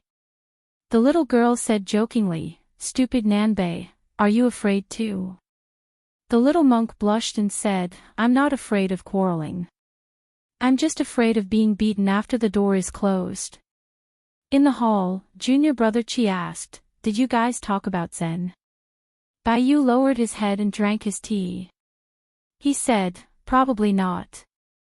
The old-fashioned Taoist priest said, "Oh." Baiyu joked, "What's the point of quarreling? Look, I'm in a good mood to drink tea. Isn't that better than anything else? An unintelligent little girl and a smart little monk. Isn't that great, Zen?" The little Taoist priest frowned and said, "You know I don't understand this." Baiyu smiled and said, "Being in a daze is the way of heaven. Being ignorant is Zen. If you don't understand, you understand. If you understand, you don't understand. Do you understand? I think you don't."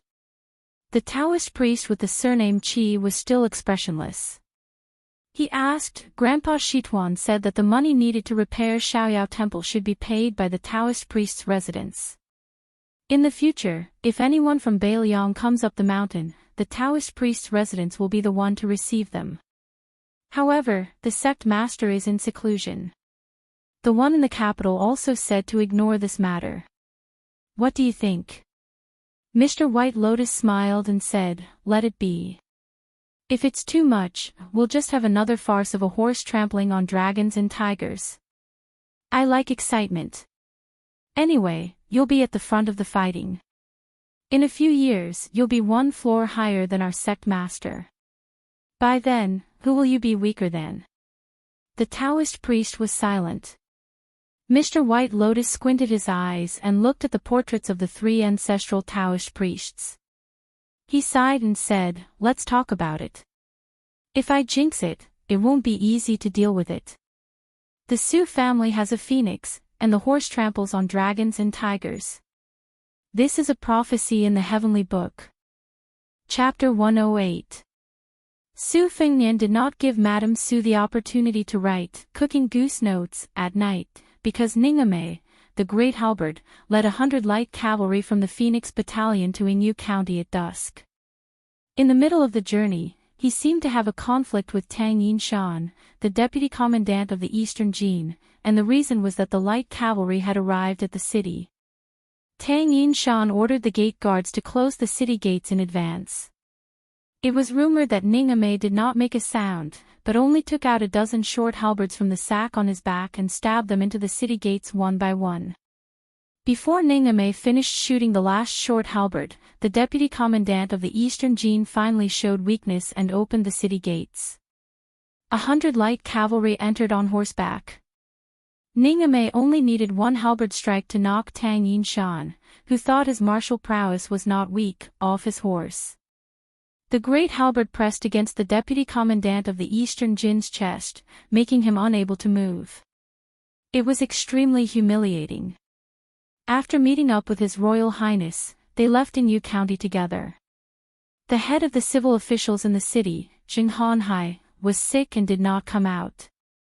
Tang Yinshan and Gu Jintang's old subordinates were as silent as cicadas in winter, not daring to show their faces. Only San Lang Jin Lanting, whose residence had been turned into a mess, sent them to the city gates with a bitter face. Looking at His Royal Highness' handsome figure riding on a white horse with 2 sabers, he inadvertently caught a glimpse of the madam who insisted on sending them off. Seeing her absent-minded eyes, it seemed that she was reluctant to part. The henpecked third Lang Jin felt a tightness in his chest, and he wanted to slap her. Unfortunately, this madam was the legitimate daughter of the Su family, second to none in Yongzhou. He did not dare to hit her, and he did not even dare to speak harshly to her. She was unable to bring an heir to the Jin family, so Jin Lanting had to pinch his nose and endure it. Even the matters between the bed and the red curtains were similarly unspeakable suffering. Until now, he had not even enjoyed being pushed by the old man once. Every time he had to do it with the most strenuous old tree roots. Poor third Lang Jin Lanting's body was weak and powerless. A good pleasure in the boudoir had become a chore. He really wanted to die. Who could he talk to with this kind of grief and indignation? On the other side of the Jin family's old residence, the wind and rain were not far off. The old master was sitting with Yongzhou's Boatsaozi, who was supposed to be recuperating on his sickbed. Jing Hanhai was sitting in a quiet little pavilion with several beautiful young maids massaging his shoulders and legs. The 2 elders were speechless. The 2 families were the closest friends of the Yinyu family. If not for this, Jing Hanhai would not have spent so much effort to welcome His Royal Highness into San Lang's private residence. Unfortunately, now it seemed that he did not even get any incense from Beiliang Palace. Instead, he had provoked San Lang into fainting twice. The peach trees were chopped down, the white geese were cooked, and even the few Lanting Rishuan were taken away. There was also the hidden story of the 2 madams being taken advantage of. Jing Hanhai was very reasonable and did not blame his nephew San Lang for having a grudge against him. Jing Hanhai smiled bitterly and said, "I originally thought that a person as intelligent as the Pillar Gua, His Royal Highness, would at least be a young man who understood some human feelings. Alas, this time I painted a snake with feet and added to it." This time, the old master of the Jin family, who had given Jing Hanhai several hundred gold taels to bribe the Yongzhou officialdom, pushed away a maid's delicate hand. Rubbing his temples, he sighed and said, "If it was just spending a bit of money, it would be a small matter. However, we made a big show of getting close to His Royal Highness and provoked the displeasure of those martial artists in the Yinyu family. This is also a small matter. However, those provincial overseers and governors who do not get along with the Pillar Gua all looked at us with cold eyes and laughed at us. This time, in the end, it was this half-dead, dizzy old man who stubbornly insisted on doing things his own way and wanted to make a gamble. However, I implicated you, Hanhai. Originally, your position as Boatsaozi's manager was 50-50. Jing Hanhai had been an official for several decades. The Jin family had never been lenient when it came to providing money and effort. However, he had failed several times. He had long been forced to accept the position of manager. If he succeeded, it was his fortune. Jing Hanhai had already taken a wrong step with the old master, but he could not take another wrong step. Even in his old age, he still had to separate himself from the wealthy and overbearing Jin family. As a result, he hurriedly shook his head and said with a smile, "Old Master Jin, these words are too serious. Hanhai can guarantee that before I retire, I will ensure that nephew San Lang will have a bright future. The second son of Jiuquan County's Governor Fan Ping has long had his eyes on my small position as Boatsaozi's manager. I will give it to him. Fan Ping is the teacher of Arheong County's new governor Zhu Jun. San Lang does not lack talent. As long as there is someone who appreciates him, he will definitely have a meteoric rise." The old Master Jin was gratified. Hanhai is considerate. Jing Hanhai, who had left the city for 30 li and was drenched in rain yesterday, tapped his fingers on the table. He gave the maids at his side a look. The old master understood tacitly. He had these young and tender maids, who were only old enough to be his great-granddaughters, withdraw from the secluded and elegant small pavilion. Only then did Jing Hanhai say in a low voice, "Old Master Jin, these past few years, Great General Gu has placed his old subordinates in Yong and Quan provinces one after another, faintly forming an encirclement. We have all seen this, just that we haven't said anything. In addition, Grand Secretary Zhang has bad relations with that person from Beiliang. Now that that person has entered the capital at this time, do you think there is some secret behind it? Old Master Jin's insight is unique, never misjudging people. Naturally, you can see further than me.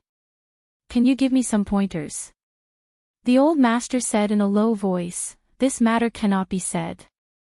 Truthfully speaking, I can't see through it either. This person from Beiliang's conduct himself is truly, forget it, this large tree isn't something we can climb up just because we want to." Jing Hanhai also became silent. The old master suddenly laughed and said, "In my opinion, regardless of how the general situation looks, if it doesn't favor Beiliang, we still shouldn't look down on them. That Tang Yinshan can also be considered a fierce general under Great General Gu's banner. Even if he faces one of Beiliang's four fangs, Ningame, so what? It's just a single strike." When Jing Hanhai thought of this, his mood improved considerably. Whether Beiliang's military was good or bad, it didn't have much to do with them. It was instead these Tang Yinshan who was the pillar of the state and Marshal Yang Great General Gu Jintang's Tang Yinshan who was too arrogant and domineering in Yong province, not showing the slightest bit of respect for the local landowning households. It truly was annoying. The next day, Jin family's old master was currently in the study copying the green goat tablet of Wu Taiji's left immortal duke that had only spread through the scholarly clear stream at the beginning of the year. Jing Hanhai couldn't care less about his bearing, frantically rushing in, shouting in pleasant surprise, "Old Master Jin, great news, great news." It was rare for old Master Jin to see Jing Hanhai lose his composure like this, and his interest was piqued. He put down his brush and asked, "What's the news?" Jing Hanhai wiped away his sweat, keeping him in suspense, and said excitedly, "Old Master Jin, do you know that Chu Lushan who was nicknamed Lu Qiu, by His Royal Highness?" Old Master Jin's heart tightened. Who didn't know Chu Lushan in the 10 counties of Liang, Yong and Quan? Speaking of evil, this Lu Qiu, who was as fat as a pig, was only slightly inferior to the butcher Su Dazhugua. He liked to drink fresh milk from women, and he frequently skinned and killed people in the army. During the Spring and Autumn War, although this fat pig wasn't the most murderous deity of Beiliang, Su Shao was willing to hand over almost all of Beiliang's most secretive and immoral deeds to this adopted son of his. When Eastern Yu and Western Shu were destroyed, the number of imperial concubines killed by this Lu Qiu was more than 10. It was said that 6 princesses of Western Shu were tortured to death by him in one night. Old Master Jin, who was accustomed to ups and downs, was already sweating. No wonder he couldn't keep his cool. As long as it was related to Lu Qiu, how could it be a joyous matter? Had Jing Hanhai lost his mind?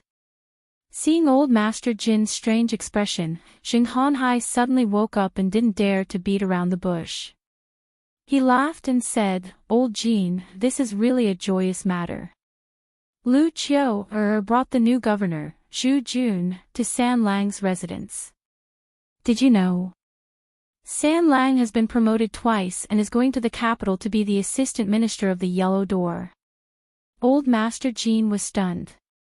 San Lang's greatest wish in this life was to go to the capital to be an official. To be able to be in the big yellow door, which was above the small yellow door, was a great honor for a scholar. The big and small yellow doors were a stepping stone that one had to go through to become a grand scholar in the future. The current Grand Secretary Zhang Julu boasted that he was the old Grand Tutor's lackey. Didn't he lie dormant in this noble position of the big yellow door for 16 years? When scholars of the Shangyin Academy entered the capital, their first choice had always been the big and small yellow doors. How lucky was San Lang to suddenly jump into the blessed land known as the Little Dragon Pavilion? Old Master Jean asked in shock, really? Is this true? Zheng Hanhai exhaled and smiled slowly. Although the appointment hasn't been announced yet, Lu Qiu said that the Great Pillar State has already written a recommendation. It was written by the Great Pillar State himself. Old Master Jean slapped his thigh. This matter is settled. The big yellow door is already my San Lang's. Who in the world dared to go against the Great Pillar State, who rarely recommended officials? His Majesty the Emperor.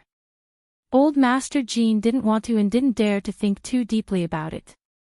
Beside the lake in Jean Lanting's residence, San Lang Jean Lanting crawled on the ground, sobbing silently. In front of this Yongzhou scholar who regarded himself as a talented and unrecognized official, stood two important figures whose physiques were as different as heaven and earth. Chu Lushan with squinted eyes and a smile, as well as the nervous Haon Governor Zhu Jun Lu Qiu, slowly walked out of the residence and boarded the carriage with difficulty. She made a sound of surprise and turned her head to Governor Zhu, who was standing respectfully to the side, and said with a smile, "I heard that a beautiful concubine in the manor just gave birth to a Qilin child for Sir Zhu. I think there's plenty of milk." The dignified Governor Zhu Jun's face was ashen. His Adam's apple moved as he lowered his head and gritted his teeth. "General Zhu, please come back with me to the manor." Unexpectedly, Lu Qiu laughed and climbed directly onto the carriage, saying, "Forget it. This trip is for His Royal Highness. I don't have time for such delicious food." Zhu Jun looked at the dust rising from the carriage and the Bailiang cavalry charging out of the city. His body trembled. Chapter 109. Yu Yuwei did not see eye to eye with the old god of swords, whose words and actions were absurd. She was more than happy to ride a horse and ride a cat, enjoying the scenery along the way in Heian County. She glanced at Su Fingnian, who had been whispering to old Taoist priest Judami, and couldn't help but move a little closer. She asked, "Is His Royal Highness very regretful that he wasn't able to teach Lady Su, who has a romantic figure, how to write the cooking goose note?" Su Fingnian was in the middle of asking Grandfather Wei about the mysteries of the final prison gate and several other gates. He hoped that he could learn from the other mountains and turn the invisible and intangible Great Yellow Court into his own. Hearing Yu Yui's sarcasm, he said disapprovingly, "Do you believe that if I go back to Yingliang County, Jean San Lang would be willing to offer Lady Su to this air to add fragrance and warmth to his bed?" He even knew that Lady Su and I were having an intimate night together, yet he was still able to sleep with a smile on his face. Yu Yuwei ignored the vulgar words about adding fragrance and warmth to his bed. With a face full of disbelief, she asked, "Is he crazy?" Su Fingnian smiled and pretended to be profound. He said, "He's not crazy. Jean San Lang can't pick up a sword, but he's good at reading the books of the saints. He didn't become a saint, but he learned how to conduct himself. Therefore, he's a smart person." Yu Yuwei only felt scared. She was once the daughter of a West Chu official. She was no stranger to gifting maidservants to make connections. However, gifting Lady Su to an outsider was still too shocking for her. The most surprising thing was that Su Fengnian only did evil in Yingliang Mansion. She heard that Jean Lanting had fainted several times due to anger. Could it be that he had really gone crazy? Yu Yuwei rubbed Wu Meinyang's soft and round body without saying anything. 3 years of traveling, 1 year of practicing the knife, and more than a year of interaction with Su Fingnian before his travels. Thinking about it carefully, they had known each other for 5 years. However, Yu Yuwei found that she increasingly couldn't understand His Royal Highness.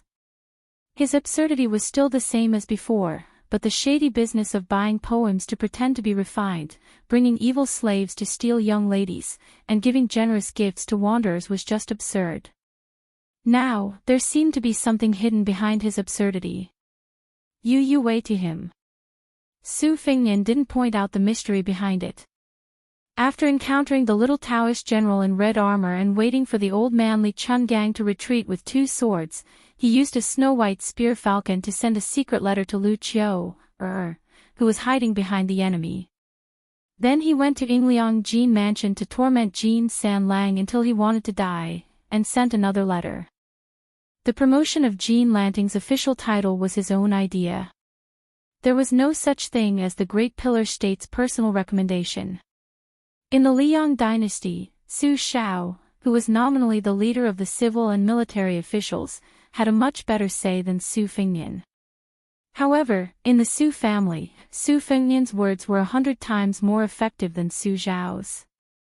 When Su Fingnian said that he wanted Jin Lanting to be the assistant minister of the Yellow Door, how could Su Shao not agree? Lu Qiu, who knew that everything in the Su family had its vanquisher, was just going with the flow. On the other hand, the halberd Ningame met Lu Qiu on his way back from Beiliang, and was immediately supplemented with more than 40 light cavalry. This was beyond Su Fingnian's expectation. Inside the carriage, Jiang and I received an extra 100 copper coins and was in charge of taking care of the calligraphy that Su Fingnian had collected. The rice paper that was made from the Sanskrit characters of the red armor talisman was also organized and stored in a book chest by her. At this moment, she was holding a piece of paper that was indecipherable from the heavenly book and was fiercely studying it, but she couldn't see the knack of it. Old Li, who was wearing a sheepskin fur coat, was scratching his feet while looking at Jiang and I, who was frowning. He really couldn't bear to see such an exquisite seedling being ruined by that Su brat, so he kindly advised her, "Jiang and I, don't look at it anymore. That brat is deliberately mystifying things. He doesn't have any good intentions in letting you take care of it. In this old man's opinion, you don't even need to read books. He's not afraid that you'll memorize all these secret manuals in your head. Even if you memorize them all, so what? You reading books is beneficial to him because he has already reached a higher level in martial arts. The more books he listens to, the deeper his feelings will be. On the other hand, the more you read, the more complicated your thoughts will be, and the more you won't know where to start. This old man's words are still the same, as long as you're willing to wholeheartedly practice the sword, not to mention Su Brat who practices the saber, even Dong Tai won't dare to look down on you." Jiang and I didn't even raise her head and said, "Don't bother me. If I don't read books, you'll give me money." The old god of swords said dejectedly, "What that brat said is true. Little girl, you really only care about money." Jiang and I, who was looking at the painting on the xian paper, raised her head and glared at him. "Why do you care?" The eccentrically Chungang liked this little girl's angry appearance the most. He pointed at the top of his head and said with a smile, "Be careful that this old man doesn't return this divine talisman to you." Jiang and I put away the xian paper and picked up the Thousand Swords Grass Compendium, that the old man said wasn't up to standard. She read it carefully. Her memory wasn't good. She couldn't even remember it after reading it 3 times, let alone memorizing it like Su Fingnian. As for the principles of the secret manuals, she only understood half of it and was confused about it. It was very troublesome. The carriage suddenly stopped. Jiang Ni's mood became excited. The first time she stopped the carriage, she saw Chen Jibao in white sending her off. The second time she saw a strange red-armored man blocking the way to assassinate Su Fingnian. This time, Jiang and I lifted the curtain and was a little disappointed. However, His Royal Highness, who loved to drink, saw a wine stall on the side of the road and took the old Taoist priest Wei Shuyang to drink. After Grandpa Wei and Yu Wei sat down, Su Fingnian said, "The apricot wine sold on the roadside in Liangzhou is either heavily diluted or simply fake. Although this shop is small, the wine is authentic. Especially since the place where we are sitting is very close to the well beside the red-crowned crane pavilion. The water in the well is excellent, and it is a perfect match for making wine. The wine is very heavy. The method of steaming and then clearing, which has become popular in recent years, was passed down from the nearby villages. The wine is fragrant, and the taste when it enters your mouth, tsk, delicious. Waiter, give me 2 pounds of apricot wine and as much beef as you have. Chapter 110. The waiter of the wine stall had already seen that this handsome young master did not lack money. When he heard him praise the apricot wine, he laughed even more. To wine sellers, this wine was like their children. Which parents did not like others praising their children? What's more, everything this young master said was reasonable. The well near the Red Crown Crane Pavilion was a local historical site that had been around for a long time. Scholars from Yong and Quan provinces often came here with beautiful women to recite poems. However, these scholars with noble status looked down on the roadside stalls. Although the wine tasted authentic, it did not match their status. The owner of the wine stall was not vexed. Today, it could be said that his ancestral grave was emitting smoke. Such a knowledgeable young master had come. Judging from his accent, was he from Liangzhou? The wine stall owner carefully looked at the 3 retainers who didn't have the right to sit. The woman was really coquettish. Her perky butt was much bigger than his yellow-faced wife's. The burly man with a huge sword was scary. As for the sickly man with a pale face, the wine stall owner ignored him. He only confirmed that he was a human shadow and not a ghost. It was broad daylight, so what was there to be afraid of? After attentively serving wine and meat, the owner glared at the young man who was staring at the beautiful woman holding the white cat in a daze. He was so angry that even he didn't dare to look at the woman. This bastard had eaten a leopard's gall. How was he going to do business? The owner kicked the man's leg, which brought him back to his senses. The owner had heard that the big and small playboys from Beiliang were heroic, but when they crossed the border to cause trouble, which time didn't the young masters from Yong and Quan suffer enough? The local tyrants of Yongzhou were no match for the dragons crossing the river from Beiliang.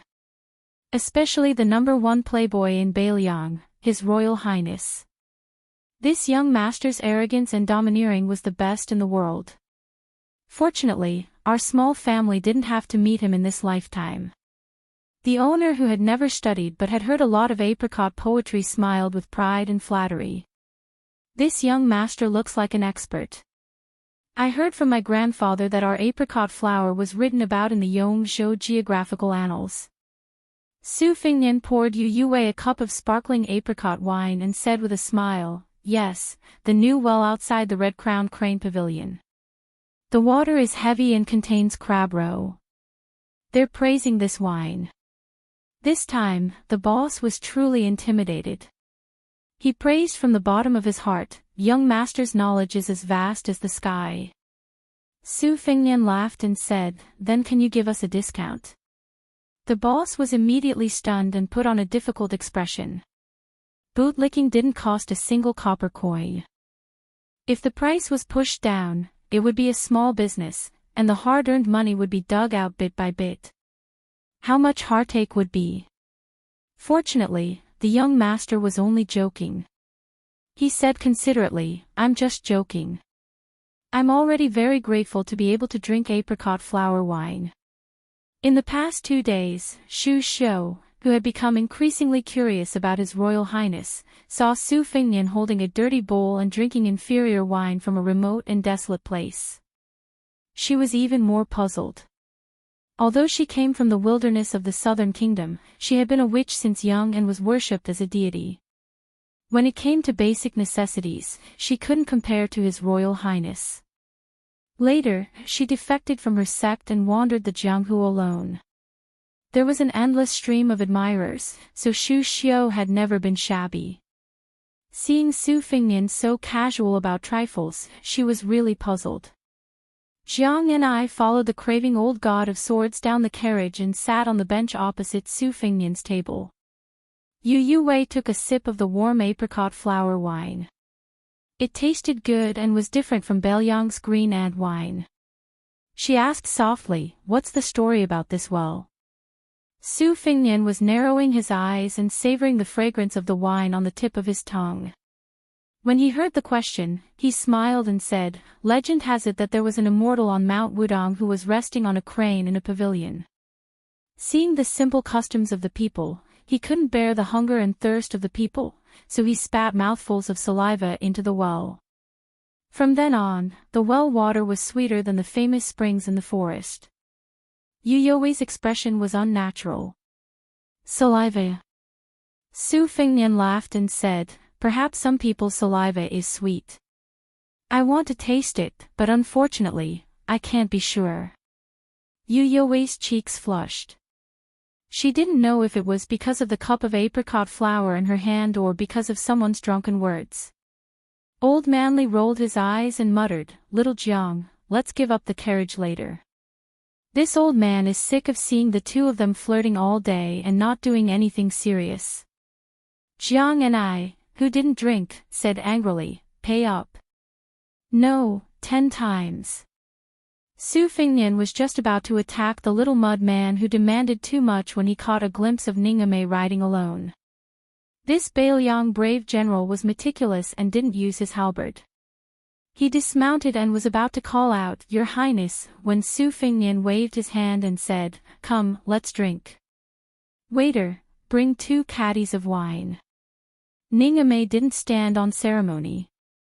He stood and drank 3 big bowls. His expression was the same as usual. Most likely, he could drink 1,000 cups without getting drunk. This wasn't strange. The Bailiang cavalry was strict, but every time they destroyed an enemy or massacred a city, they could drink to their heart's content. Among the generals and soldiers from Bailiang, there were very few cowards with poor alcohol tolerance. Ningame omitted the frightening title His Royal Highness. Ever since that day when Chen Jibao personally led 300 cavalrymen to send him off, he was forced to stand on the same line as Bailiang's Double Fang's heroic beast Wei Fuqing. His Royal Highness didn't have a good expression, so he didn't have a chance to speak after meeting His Royal Highness again.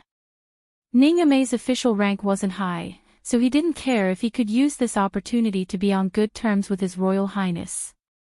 It was just that he had humiliated those former subordinates of the Pillar of the State and Great General of Wuyanggu Jiantang at the gate of Yingyu City. It was hard to guarantee that the deputy commandant of the Dongjin Imperial Guard wouldn't jointly report him for indiscriminately starting a war. As a general of Bailiang, Ningame didn't need to care about this kind of trivial matter. However, if he made His Royal Highness feel that he was being reckless, then he really couldn't face the 40 or so comrades who had been killed or injured. Therefore, when he heard that the cavalry ahead had stopped, he rode alone and wanted to say a few words of conscience that wouldn't make his face red. He only hoped that His Royal Highness wouldn't take his anger out on the Phoenix Battalion, which was worthy of being called Bailiang's army's men. The owner of the liquor store and the waiter all sensibly stood far away. This man was born with a strong back and a strong waist. He was wearing heavy armor and had an overbearing aura. He did not look like an ordinary soldier. Could he be one of the generals in Heian County? Ningame lowered his voice and said, "At the Yingzhou city gate, Ningame taught a lesson to those fellows who closed the city gate." Su Fingnian interrupted Ningame's words and laughed softly. "General Ning, do you think you've vented your anger by knocking down the Eastern Forbidden City's deputy commandant with your halberd? If I was there, wouldn't I let you strip him of his armor and hang him on the city gate?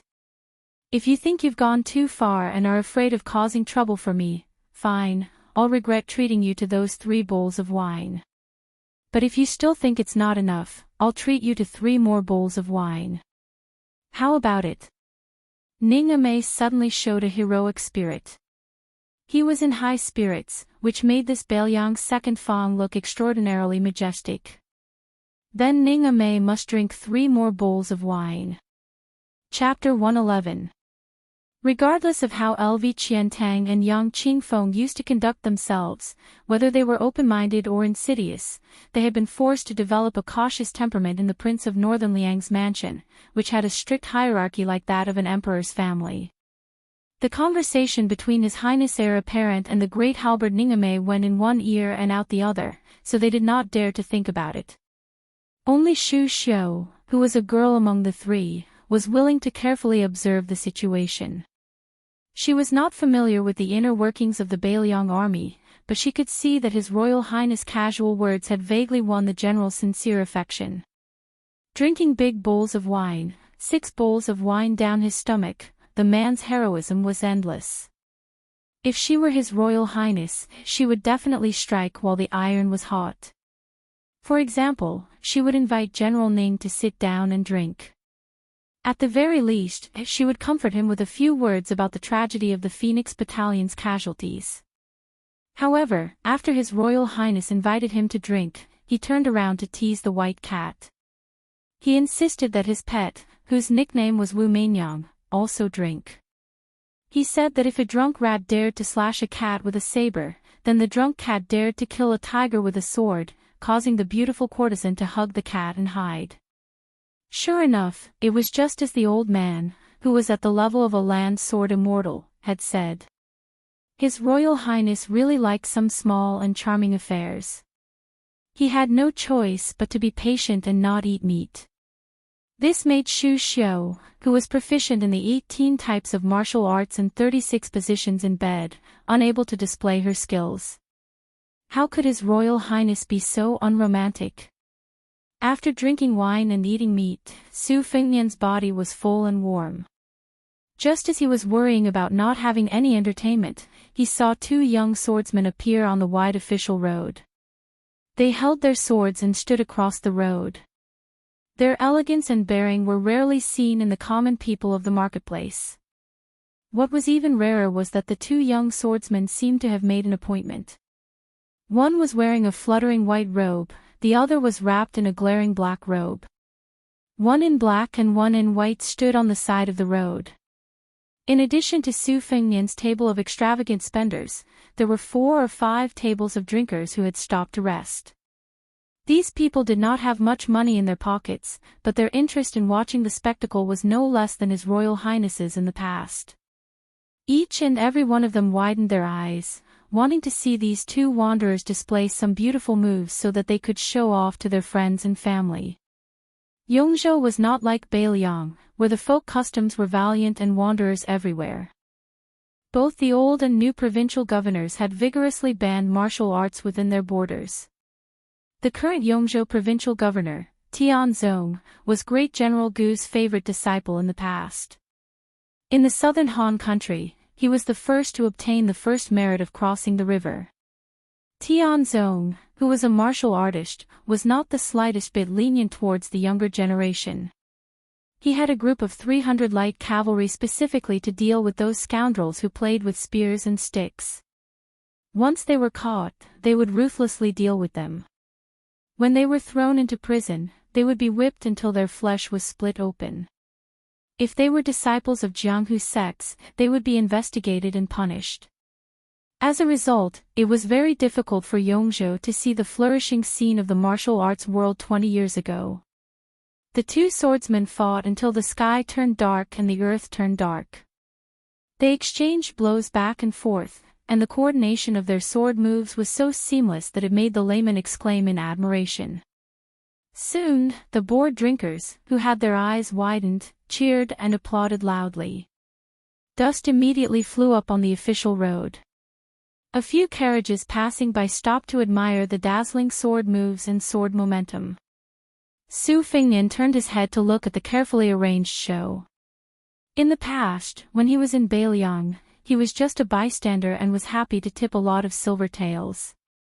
Now that he had started practicing the saber, he had seen the fierce saber of the white fox face and the white-haired old man, and he had personally blocked countless sword moves of the Wudang sword maniac Wang Xiaoping, not to mention the 2 sword moves of the old god of sword Li Chungang.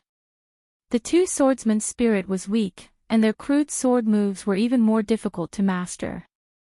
After watching for a while, Su Fengnian felt bored and asked with a smile, "Lu Qiantang, how many sword moves of yours can these 2 people block when they work together?"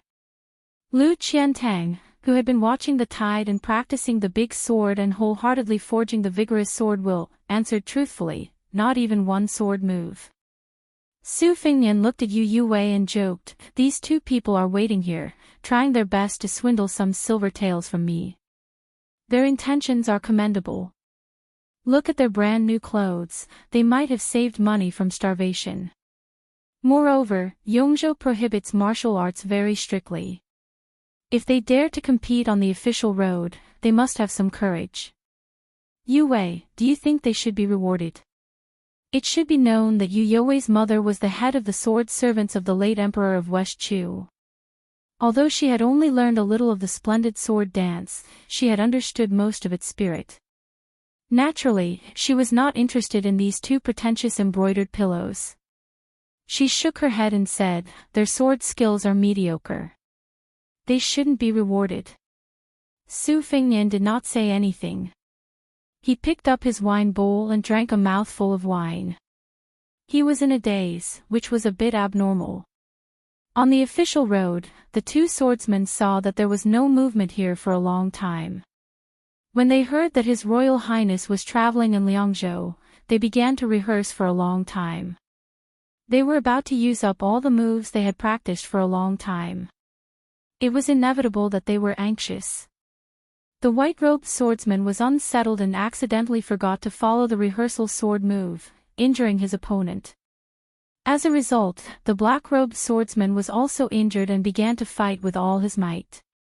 This inadvertently attracted the attention of the spectators who did not know what was going on. They were extremely excited. They only felt that this fierce battle was really exciting. There was even blood. How could such a soul-stirring competition between experts be compared to a common villager carrying a kitchen knife and a hoe?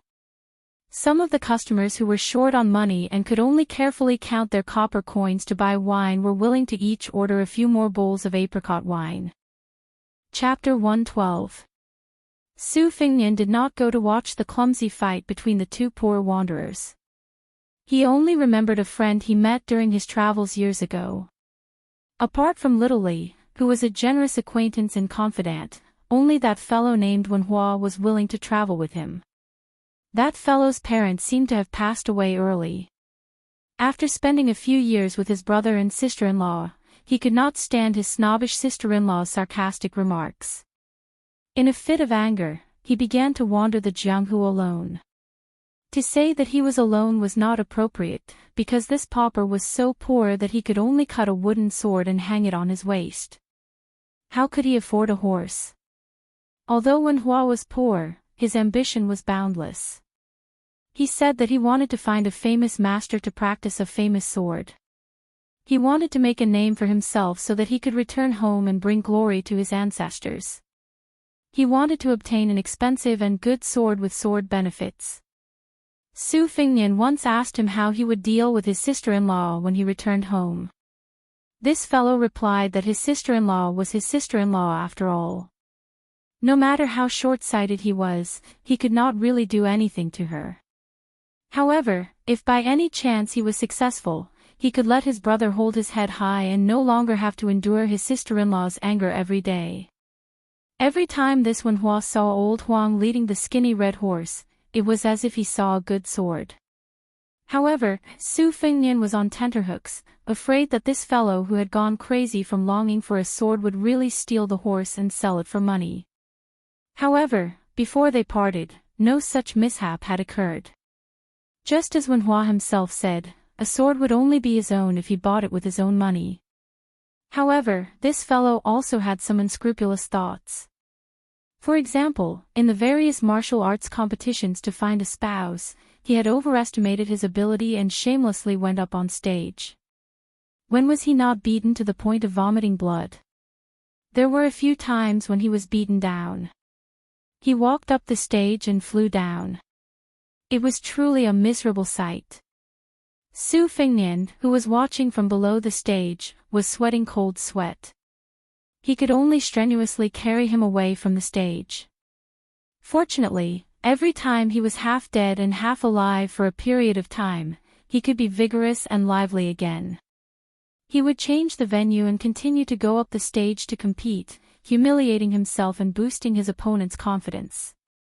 This fellow who was clamoring to treat his good brother to a few caddies of cooked beef, was he well now? Had he earned enough money to buy a sword? Had he met a good girl that he liked?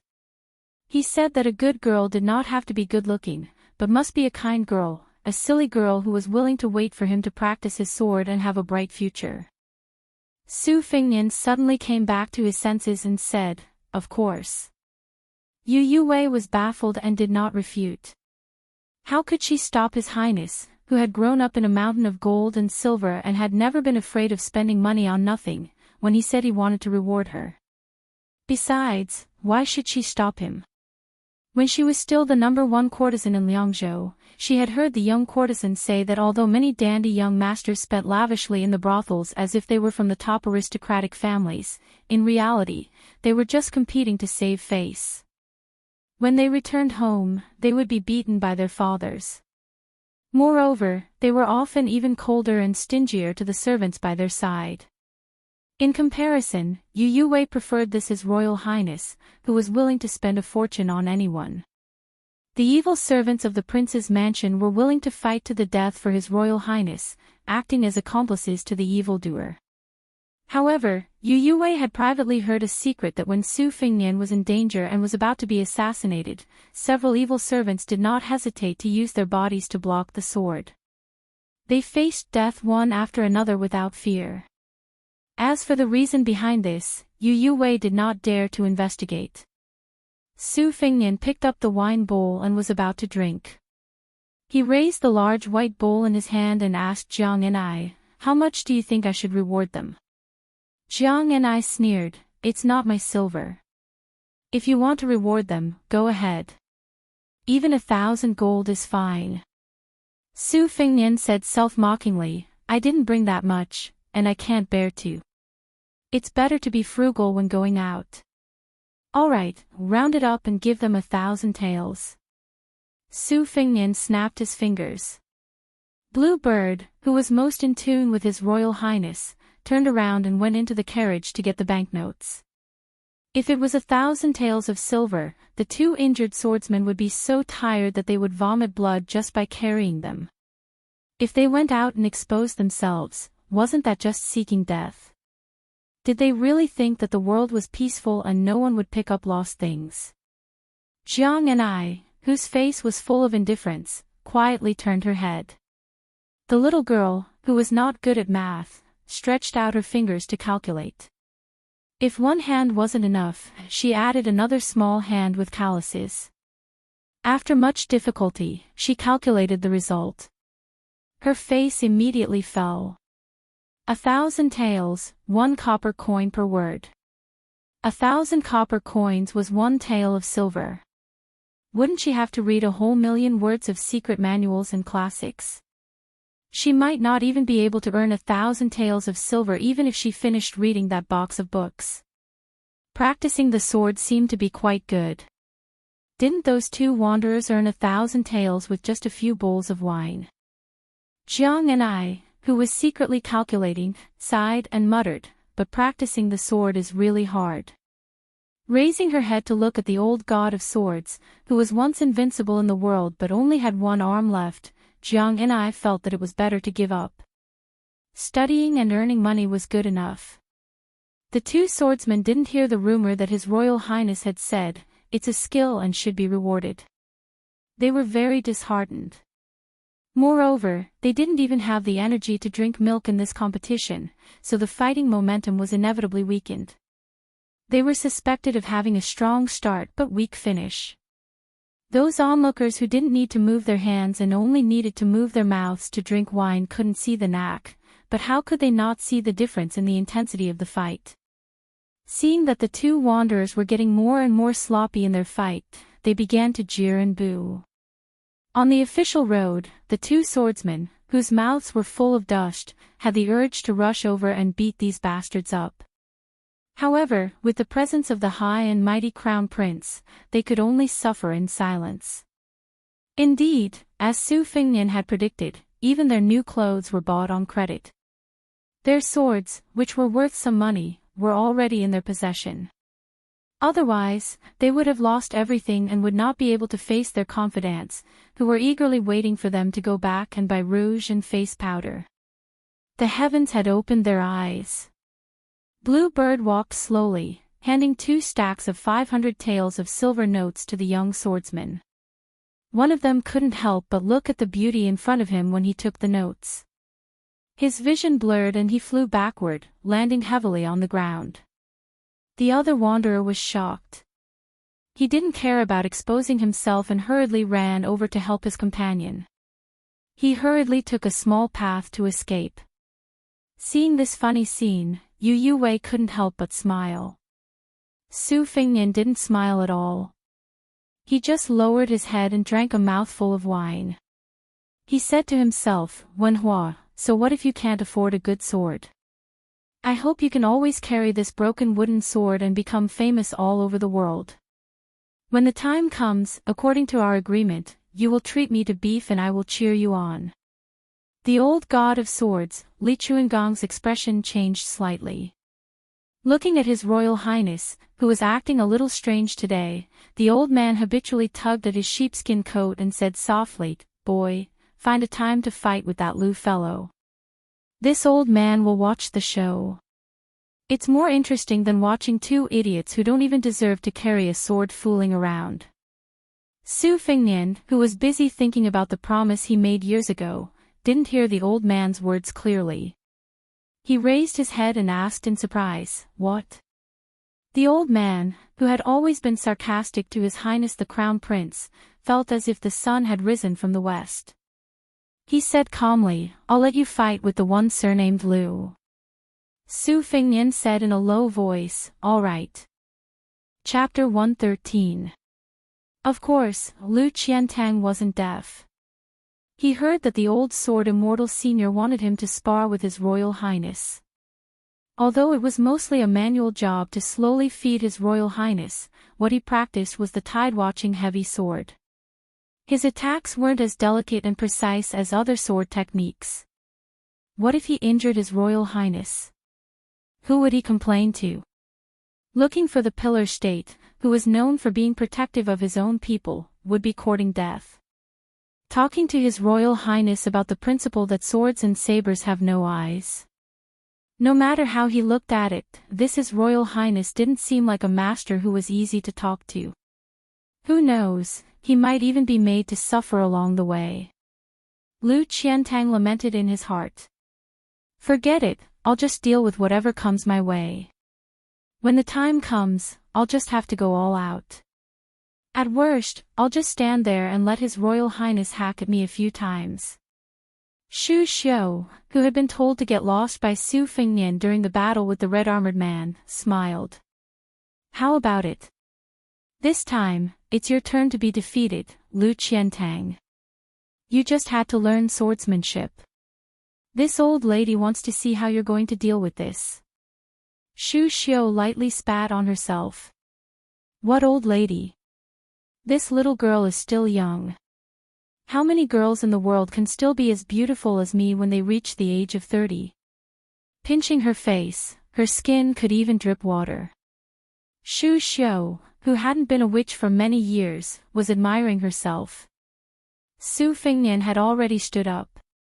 Blue Bird paid the bill and gave a few extra taels of silver, making the wine stall overjoyed. Looking at the procession of horses slowly moving, the wine stall owner sat on an empty bench, weighing the taels of silver in his hand. It was rare for him to pour himself a bowl of apricot distiller's grains from the bottom of the wine jar. This thing couldn't be sold for a few copper coins, but it could relieve tiredness. The old doctor even said that it could cure rheumatism and frostbite. Some villagers who were bitten by snakes and bees had a habit of asking for some distiller's grains to cure themselves. The shop owner raised his head and looked at the 3 dusty words on the banner, thinking that he should take it down and clean it properly. Just as he was thinking about this small matter, he felt the ground tremble violently. Turning his head, he saw a general holding an unfamiliar huge weapon, leading over 100 cavalrymen charging past. The innkeeper rubbed his eyes. He was not mistaken. It was the heavily armored general who had been extremely respectful in front of the elegant young master. He had seen the Yongzhou army's appearance from afar a few times, and it was already shocking enough. However, the cavalrymen in front of him were even more majestic and sharp. Other than the burly general at the front, all of them were riding fine horses and wearing light armor. Each of them was equipped with a standard Bailiang saber and carried a crossbow on their backs. The innkeeper could vaguely recognize that saber. During the Spring and Autumn War, the reputation of this killing saber had long spread throughout the world. In the early days of the dynasty, countless people were proud of obtaining a Bailiang war saber. Later on, the imperial court issued a decree forbidding anyone other than Bailiang soldiers from carrying such a saber. Otherwise, they would be punished for violating the law. Only then did this turbulent trend gradually die down. Damn, which one of the children in Yongzhou's mink fur coat could have 100 elite cavalrymen following closely behind them? Was it a descendant of a general from Bailiang who came to Yongzhou to play? However, Yongzhou had clearly been competing with Quanzhou and Liangzhou for the past few years. This was something that even a commoner like him was well aware of. How could a dandy from Bailiang have the boldness to mobilize an army to gallop within Yongzhou's borders? Wasn't this forcefully slapping our provincial governor Tian's face? The innkeeper carefully put away the silver pieces. With one hand, he protected the half-empty bowl of white wine. He raised his other hand and waved it to disperse the dust. After thinking for a while, he still could not figure out the background of this gentle and elegant young master. In short, he was an important figure that he had never seen before in his life. The innkeeper waited for the dust to dissipate before raising his bowl and drinking a mouthful of distilled grains. He sighed emotionally and said, "This young master's family background is truly impressive. When I get back, I will have a good talk with my wife who has never seen the world. Sigh, it's a pity that he's not from our Yongzhou. Otherwise, I would have some face to talk about him with others." Yuan Meng, who once fought alongside Ningame in the heavy rain against that terrifying red-armored man, was a military officer from a mid-tier noble family in Bailiang. His career as a civil official was not smooth, so he joined the army in Bailiang. Since young, he had learned martial arts from a reclusive martial arts instructor who had retired from the Jianghu. Yuan Meng's spear techniques were imparted to him. Although he could not compare to Xiao Tu, who was taught by the spear immortal Wang Xiu from the northern lands, he could still be considered a valiant general who could take charge of an area on his own. To be honest, it had only been a day since he left Bailiang, but he had already lost dozens of his brothers. This made Yuan Meng, who viewed his soldiers as his own hands and feet, so angry that he wanted to vomit blood. What was even more depressing was that he could not show this grievance on his face. He did not dare to speak irresponsibly to His Royal Highness. The funny thing was that Yuan Meng and Great Halberd Ningame's military rank were actually the same, secondary rank 6, a position that was neither high nor low. However, Yuan Meng was sincerely convinced by General Ning. Bailiang's 4 fangs were obviously inferior to de Zhugua's 6 foster sons. However, in the Bailiang army, the 6 leading generals held high positions and power, so it was inevitable that they would not be able to reach them.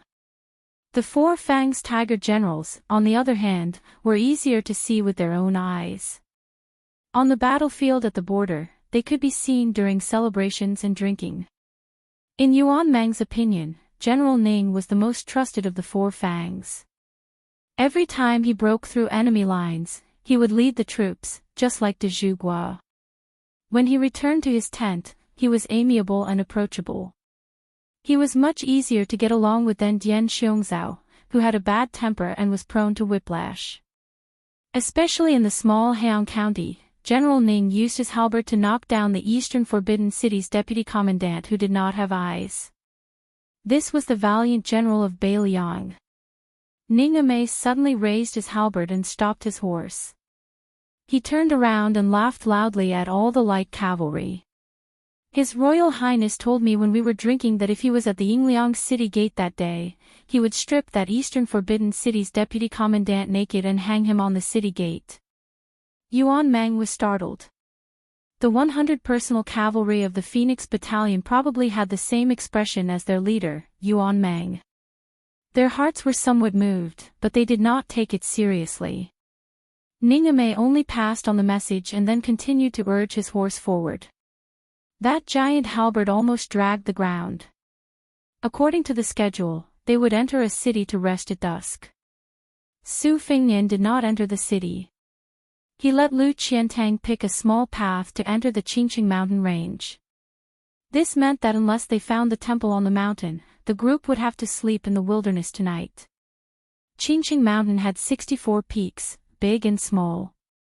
The peaks encircled the mountain like a city. The ancient trees were green all year round, and the greenery was thick. That was why it was named Qingqing. Chapter 114. Yongzhou had 3 wonderful sceneries. The easternmost was the West Sword Pavilion, which was said to have been created by a sword immortal with a sword coming from the east. It was the most dangerous place. In the south was the Kuei Gate Pass, which was said to have been passed by a saint riding an ox. The third was the Taoist Holy Land where the Qingqing king was born. It was originally a paradise of the 9 Pecks of Rice sect, but the Verdant Gazelle Palace Master, who was bestowed to the Qingqing king by the old emperor, was a Taoist priest from the Dragon and Tiger sect. He had taken over the 9 Pecks of Rice sect and expelled all the 9 Pecks of Rice sect, leaving only the Verdant Gazelle Palace. Therefore, the number of incense in the Qingqing mountain decreased sharply every year. It was much more deserted than the other famous mountains, which was really inconsistent with the Qingqing mountain's reputation. Misfortunes never come singly. There were fewer visitors, but there were more bandits occupying the mountain and calling themselves kings. Groups of stragglers and wandering soldiers were untraceable, and they often called themselves kings together with the Qingqing king. It was very troublesome for the government to exterminate them. Even if there were a lot of old hunters willing to take the risk to lead the way, they often failed. After several twists and turns, the county governor saw that the Verdant Gazelle Palace Master did not appreciate the kindness and even turned the tables by saying that the government was stirring up trouble and was noisy on this quiet place. He was even more unwilling to waste money and manpower, unless it was a high-ranking official who had nothing better to do and came to Qingqing Mountain for sightseeing. Unfortunately, they were robbed and forced to send troops into the mountain. The government was waiting for Qingqing Mountain to become a dead mountain and a dead city. They wanted to see how the Qingqing king, who only had a title, could maintain the incense. When His Royal Highness changed the itinerary, the old Taoist priest, Wei Shuyang, was quite emotional.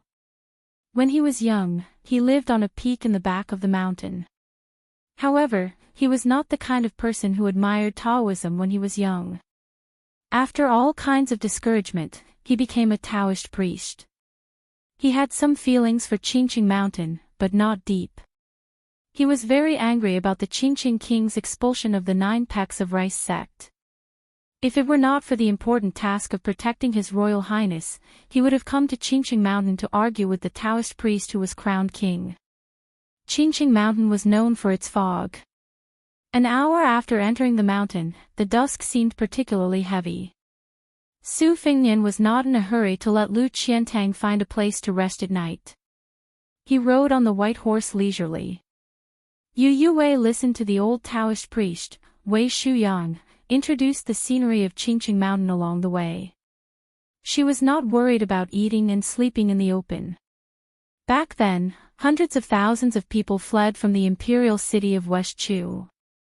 She and her father were wrapped in the torrent. What kind of suffering had they not suffered? Back then, Su Fingnian heard that there was a heavenly paradise on the mountain that was ranked very high in Taoism. That was why he left the mountain on the official road. In the end, in broad daylight, he encountered a group of bandits who cut the path. One ran while the other ran. It was really embarrassing. As Su Fingnian thought about it, the corners of his mouth curled up. If he did not know that old Huang was Jianzhou Huang, he probably would not have known that this guy with missing front teeth who loved drinking yellow wine was a master. At that time, Su Fengnian was riding on horseback, but old Huang was carrying his luggage and running wildly under the horse. He was not slow at all. If he was an ordinary person with a thin and weak body, how could he have the strength to run half the mountain with the horse? Why did he not think of it at that time? Su Fengnian came back to his senses. Relying on his memory, he looked at the familiar scenery and said with a smile, "Lu Qiantang, 1 li up the mountain, there is an abandoned Taoist temple. Go and investigate it first." Lu Qiantang accepted the order and left. The mountain was dark and wet, and Yu Wei was a little cold. She hugged Wu Meinyang tightly.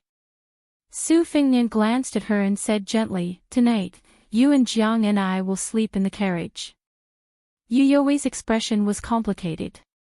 She lowered her eyes and looked at Wu Meinyang, who raised her head.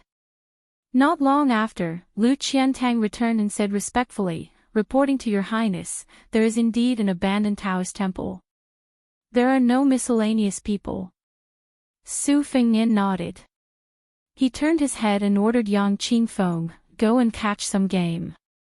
Yang Qingfeng's figure jumped and disappeared into the dense forest. The horse continued to move forward meekly.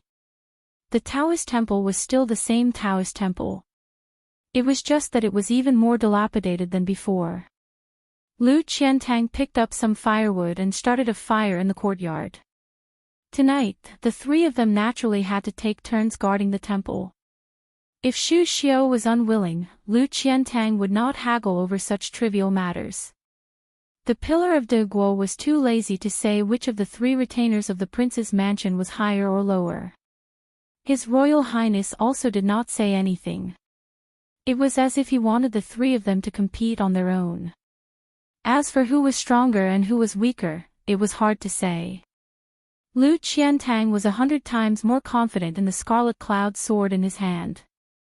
However, he was not blindly conceited. Against the red-armored talisman general, Xu Xiu's internal energy could not be underestimated. Yang Qingfeng's treacherous methods were even more unpredictable. Taking a step back, so what if they competed? The maidservant that His Royal Highness called Blue Bird made her move today had already shocked him. Yang Qingfeng caught several pheasants and wild rabbits. He was even carrying a wild muntjac. However, His Royal Highness was only interested in the pheasants. He smiled and said, "This is a specialty of Mount Qingqing, white fruit pheasants. They grow by pecking on white fruits. The fragrance of their meat is even more excessive than that of the muntjac. You'll know when you taste it." The premise is that this Shitzi is able to control his mouth and not swallow at all. There was a clear spring at the back of the Taoist temple. Blue Bird and Su Fengnian, who had been ordered around by him, skinned and washed the pheasants together. In order to plan for the long term, Su Fengnian had Blue Bird teach him step by step how to control the heat of the ginger, which could even scorch a roasted goose. Su Fengnian sat on the steps. The two long and short sabers embroidered with winter and spring thunder were stacked on top of each other on his lap. Yu Wei, who did not bring many personal belongings with her, did not want to sit on the ground and dirty her clothes. Holding Wu Meinyang, she stood next to Su Fengnian. On the other hand, the old sword god was lying on his back on the highest step, using a blue stone he had casually picked up as his pillow. Yang Qingfeng was feeding the horses outside the courtyard. Xu Xiu and Lu Qiantang were standing guard at the entrance to the courtyard, one on the left and one on the right. Su Fengnian waited for the delicious food to enter his mouth, then turned his head and pointed to a towering mountain in the distance, saying softly, "On the top of that mountain is the Qingyang Palace. On a clear night after the rain, you can see the wonders of thousands of lanterns facing the heavenly court. But I have only heard about it from Huang, and have never seen it with my own eyes. Years ago, I was robbed at the foot of the mountain and almost died of exhaustion. In a panic, I rode a horse into a forest path and was knocked down by a low-hanging branch. So I was tied up and brought here with Huang. Fortunately, it was a close call, but a blessing in disguise, and I tasted half of a white fruit chicken. It seems that I was merciful enough to give Huang, who suffered with me, a drumstick, or half a drumstick. In short, he was so grateful that he was crying and snot. I laughed to death. Yu Yue, however, saw that His Royal Highness, who had laughed to death, did not laugh at all. Chapter 115. While they were eating, Su Fengnian and Wei Shuyang each talked about some strange anecdotes of Mao Qingqing. Yu Yue listened attentively while the old god of swords just wolfed down his food. Although Jiang Ni was quite fond of Mao Qingqing, he said that there were many celestial mountains in western Shu. Just Mount Amei, which was higher than the West Pole, was enough to suppress all the famous mountains in the world. Su Fengnian, on the other hand, said that there were continuous snowy mountains in western regions that were higher than both Mount Amei and Mount Qingqing. It was just that scholars and poets did not have the ability to see it with their own eyes. Jiang and I said that Su Fengnian was just talking nonsense, but Old Manly vaguely said that the snowy mountains in western regions were indeed much higher than Mount Amei. Mount Lantuo claimed that it was 3 times the height of Mount Amei, which was already the highest among the 5 sacred mountains. And this was still a modish statement. Only then did Jiang and I lose his temper. Yu Yue asked softly, "Do you want to give some to the Phoenix Battalion?" Su Fengnian, who was gnawing on a white fruit chicken, used his greasy finger to point at Lu Qiantang and the other 2 who could only eat at the door. He said flatly, "It's strenuous and unrewarding to give these people some small favors. Let's not talk about the Phoenix Battalion. These 3, if you don't give them what they yearn for even in their dreams, even if you put 10,000 roasted white fruit chickens in front of them, they'll only think it's disgusting." Yu Yue said softly, "But it's always good to be approachable." Su Fengnian laughed and said, "That's because you haven't stayed in the Beiliang army. That's why you can say that. Let's not talk about others." Su Zhao's prestige was earned by taking the lead and risking his life time and time again. In the later stages of the chaotic war of spring and autumn, the late emperor specially decreed that Su Zhao was not to personally charge into enemy lines. Do you know how many of Beiliang's top generals died for Su Zhao? Wang Jian, the peerless hero who was known as the giant spiritual official of the heavenly court, and 2 others before him were all dead. Now, Qi Dangue, who was carrying the banner of Beiliang, had scars on his body. Even an old soldier who had been through hundreds of battles would be shocked to see him. Su Zhao himself had said that it was the will of the heavens that he was able to live until today. It was the heavens that did not want him to die. Giving people a small profit, if the operation is done properly, of course it can be exchanged for a big profit. But no matter what, it can't be exchanged for people's death and loyalty. Whether it's Jianghu martial artists like Lu Qiantang, or the Beiliang elites like the Phoenix Battalion, if I want them to give their lives to me, hey, it's still too early. Yu Yue, who was squatting in front of the bonfire and warming herself up, felt a chill for no reason. His Royal Highness hadn't even exchanged a few words with them, and he was already thinking about how to cheat them of their lives in the future. As if he had guessed Yu Yue's thoughts, Su Fengnian said self-mockingly, "Do you think they're idiots? If I say, hey, take out your lives, will they really obediently hand it over? The name of His Royal Highness can only frighten people and tempt some petty people who seek profit. If I'm an empty bag of idiots, in the end, at most I'll just be a prodigal hedonist. Yu Yue, there's no harm in telling you something you don't know. Just now when we went up the mountain and looked down from above, did we see any torches from the cavalry on the small path at night? I don't think so, because the Phoenix Battalion's light cavalry was the best in both night and field battles in the Beiliang army. The martial arts book said that cavalry had 10 victories, 9 defeats, and 8 losses. Logically speaking, the dense forest was the cavalry's place of defeat. But if anyone really thought that the 100 Phoenix Battalion soldiers couldn't stop 3 paces after going up the mountain, then they were purely looking for trouble.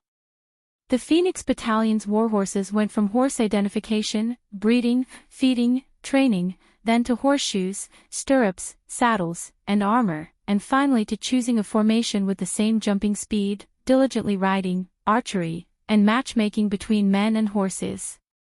There couldn't be any mistakes in every step. When a warhorse died in battle, it wasn't allowed to be eaten. It could only be cut off its ears and hooves to report to the horse supervisor. Those who violated the rules would be severely punished by military law. This was just a microcosm of the Bailiang army. Su Xiao managed the army and was clear about rewards and punishments. Before the battle, he never asked for great merits, only that he didn't make any mistakes. In the end, it was only a battle to the death, and still a battle to the death. This was the biggest and only characteristic of Su Xiao's army. Even he, the great general, dared to take the lead, so how could the 300,000 cavalry not be afraid of defeat, and not refuse to fight to the death? The four great generals of the spring and autumn period, it seemed that another four appeared a few years ago. Who could be like Su Xiao, who could make the lowest level of soldiers willing to fight to the death? Yu Yue, tell me again, is it good or bad for me to take a leisurely stroll around the famed mountains with a beauty like you and take the time to give a little favor to the Phoenix Battalion? Yu Yue was so shocked that she couldn't speak. Su Fingnian wiped his hands on Yu Yue's clothes and said with a smile, "Don't feel bad. In a few days, when we reach the big cities in the county, we'll change out of our old clothes. Also, when did you tear off the ribbon that was tied to your chest? Such a magnificent scenery, yet you want to hide it. Why do you think it's too big and that sword dance won't look good?" "Wrong, it's big. Only sword dance will have spirit. With each wave, won't the domineering sword intent come out? No matter how beautiful a woman is, she will feel ashamed of her inferiority when she sees you. What I say under the bed is the truth." Perhaps it was because His Royal Highness had jumped too much when he spoke, Yu Yue didn't run away bashfully for a while. She just hugged Wu Mainyang and stared blankly. The old god of swords laughed exaggeratedly and said, "These words have a bit of wisdom. This old man is very pleasing to the ears." Jiang and I unconsciously sneaked a glance at Yu Yue's tightly wrapped, full breasts. Then he lowered his head to look at himself. He seemed to be somewhat discouraged. Lu Qiantang entered the courtyard and said softly, "Your Highness, there's an enemy attack. There are more than 30 people, but they're all bandits in the forest." As long as His Royal Highness gave the order, Lu Qiantang could make these bandits, who had found the King of Hell, die without knowing how. Su Fingnian smiled and said, "Let them all in." Lu Qiantang and Yang Qingfeng, who looks more like a ghost than a ghost, don't show yourselves. Be careful not to scare them. Yang Qingfeng can go inform Ningame to stay put and wait for orders. Shu Xiu, you stay behind. More than 10 burly men noisily rushed into the courtyard. The remaining half could only squeeze at the door and look around. They had all followed the light of the fire. Nowadays, it was rare for them to encounter a big fat sheep. There were very few pilgrims, but today's group simply made them laugh. They widened their eyes and looked over. They almost all swallowed their saliva at the same time. The young nobleman sitting on the steps in the middle looked like the son of an official. At the very least, he was a child from Yongzhou. As for the disheveled old man and the old Taoist who were lying down and eating meat, they didn't pay any attention to them. However, the remaining people were all stunning beauties. The plump lady holding the white cat had a very good figure. Even a fairy couldn't compare to her. The little girl dressed as a servant girl who was roasting meat had an even more beautiful face. Her legs were closed together in an alluring manner, leaving no gap. Young chick. In front of him stood an older lady who looked like a vixen. What was a scholar saying? That's right, charming. At the door, the men who were slightly weaker, so they waved flags and shouted battle cries instead of rushing to kill and rob, were about to go crazy. They pushed and shoved with all their strength. The shorter ones began to jump around, hoping to take a few more glances. How could such a beautiful and delicate lady withstand a few rounds from the first and second masters? Would it be their turn to have a taste? The three people in the courtyard had never been lucky enough to see her in their entire lives, let alone touch or even press her down. If the masters of the house took her as their mistresses, wouldn't they be done for?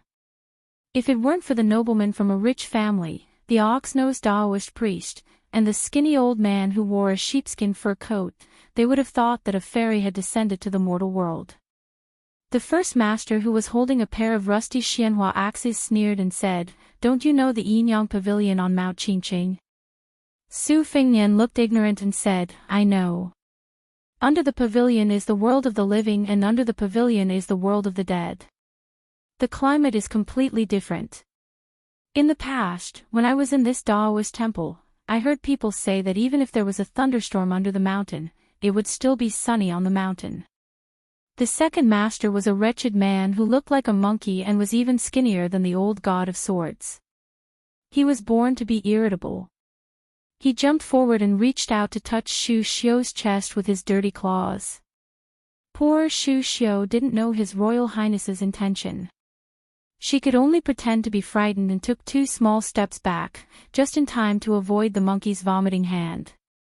Unfortunately, Shu Xian was the outsider with the least status in this courtyard.